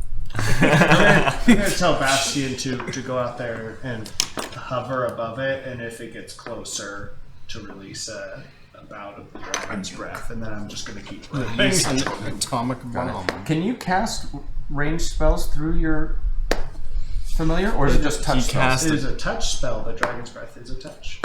Yeah, so you touch a creature and it gains the ability to do one dragon's breath a turn. Well, So there's a bat as an that's just action. going Hold like. on. But when did you touch Bastion to give him dragon's breath? He touched himself. What? Whoa. I can touch. Can you touch yourself? We all with that get spell? dragon's breath. You can target yourself? Yeah. This is a little bad. It's just like. It uses your action every turn. You basically use a second That's a level whole spell lot to use of burning technique hands. right Yeah, there. holy smokes. Leave it to Carson to figure that one out. I'm not bitter. Claudius, what are you doing again? You're I'm going to telling be rowing Bastion to do what? to fly out in front of the ship, and if it gets closer, to breathe fire down onto it from above. Burning rings of fire. Okay. Down So, hold on. I'm going to move up here. flames rose Hold on. high. So for your action, you are having the bat cast fire breath on itself, or a dragon's fire bat. breath. I cast it last turn. I'm still concentrating on it. He used it last time. Remember where he had to dodge it? Oh, I'm sorry. The way you described it, I thought it had to be reapplied. It lasts like a minute. Okay. Yeah. Okay. Cool. Flame breath. Okay. I'll trust If you. you don't want me to do that in the future. No. I'll. No, that's how I dragon's breath just works. don't understand the concept because I've never played a wizard before and spells are just janky. So next up we have Tobias. I put a D4 where he is on the board. Okay, I full take out my moment. bow and I'm gonna look over the. Well, do I see him? Yeah. At this point, okay. Yeah, I'll take out my bow and shoot him. Okay. Don't hit the bat. Shoot him in the mouth. Oh, the bat's up in the air. He's like 15 feet in the air. Can I see his eyeball? Can I shoot him in the eyeball? Go for it. Eyeball! Ooh. That is a 15 plus 9, 24. Nice. Not quite the eyeball, but you hit him. Yeah, okay. Somewhere in the big bulbous head. Well, that's all I'm going for. That is a 9 total damage. Plus Nice. 5? No, not this guy. He doesn't have a rune on him. I didn't touch this Oh, guy. that's right. And Go he's touch not him. engaged. So there's No snake sneak attack or anything. Okay, so that's your turn. You have a That's bonus my action turn. if you want. No, I don't really have anything to do Okay, with next up bonus. is Louis. Row us to safety. Well, with the You got the anchor down. anchor down. I'll so focus on just keeping the boat as it's listing backwards with the anchor. If it starts getting too close to the cliffs, I'll steer the boat away focus on from one that. side. Yeah, and then I'll just ready an action if other troll or this one gets within range of range of the oars. I'm gonna give him a bop on the head with the oars. You're going to keep rowing, and if something gets close enough to hit it, you're going to hit it. Yep. Cool. Okay. Next up is the troll's turn. So it just took an arrow very close to one of its very sensitive organs. So it's going to dive under the water. And all of a sudden, you feel the boat begin to list now to the port side. And you feel the nose of the ship kind of dip down. And it's basically right across from where you're climbing up onto the boat. Yep, so it's over on that side. So go ahead and move the creature back to right there. He does not have enough movement to get up onto the ship. However, he does have enough to peek over the side. And he is now going to puke. It's going to hit Gedrid, Tobias, Claudius, and... Actually, it covers half the ship because it's only 24 feet long. So basically everyone in front of it. It's like you're just going. Yeah. So go ahead and make a dexterity saving throw. If your character is... we need to paint these guys. They're hard to tell apart when they're all gray. You can tell These good. ones. Yes, those 5 right there. Yeah, our main Me as well? characters. Yeah. Everybody, except for everybody's in the Does room. this troll have a unique, beautiful scent distinct from the other Definitely troll? not. Okay. Well, it is distinct, sure. So I don't have to save against the smell. Oh, no. This troll. You will need to, but you're not within range of it. Okay. 14. 8. 13. 15. 28. Not you, Rowing. because you're flying somewhere else. Okay, cool. So, those of you who got less than 15, you're taking 21 points of acid damage. I'm going to use Arcane Deflection to increase my save to an 18 now. Nice. Oh, Okay. wait. Oh, What Warmage, does right? your inspiration thing do? It gives you a D8 To any D20. D20 roll. So I got an 8 total. You were like 13, right? No, I had an 8 total. I know, but you're 8 total. And the So you save could is- get 16 or 15. What's the save? You'd have to roll 15. 15. I have to roll 7 or an 8. Worth a shot. Let's do it. What'd you roll? An 8. Wow, way to go. So you take half of that for 11 points. So, anyone who got less than 15, you take 21 points of acid damage. Anything above that, you suffer 11 points of acid damage. Okay, at the end of the creature's turn, Narek lets out a little bit of a yelp and a scream as the boat begins shifting all over the place. Then, Gedrid, just as you're wiping and shaking some of the nasty putrescence off of your face, hi, What did Moon do this round? you don't know. Oh, that, Whatever she did was now I inside the cabin. remember. Okay, cool. Yeah. I know what she did, but anyway. So. You know. However, Gedrid, at the start of your turn, you begin to hear, kind of in the back of your mind, just this Purring. beautiful tune, almost celestial sounding. Just this beautiful operatic.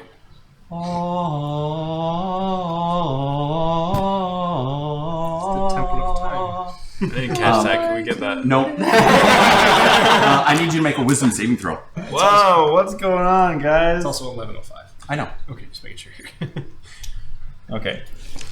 Wisdom He's saving transported. throw. Now he's big. Big Gedrid. He's adult Gedrid. Here we go. He lifted the Master Sword. Oof! That was a 12 total. Okay. You are currently charmed Whoa. By the beautiful troll. until the song ends. So there are if no I- opportunities for saving throws. If I cover his Whoa. ears, the song ends. You look up now feeling like you know where the song is originating, and high up in the bluffs, you see now leaping off of the side, out of crevasses which previously had been concealed, are a number of beautiful winged creatures.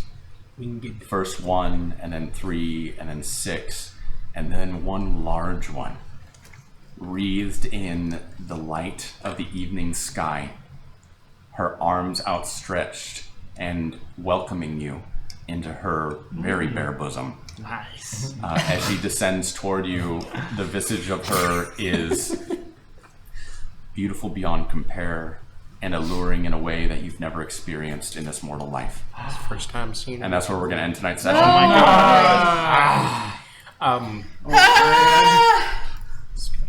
Gedrid's having a hard night. Yes. Okay. Guys, congratulations on another session completed.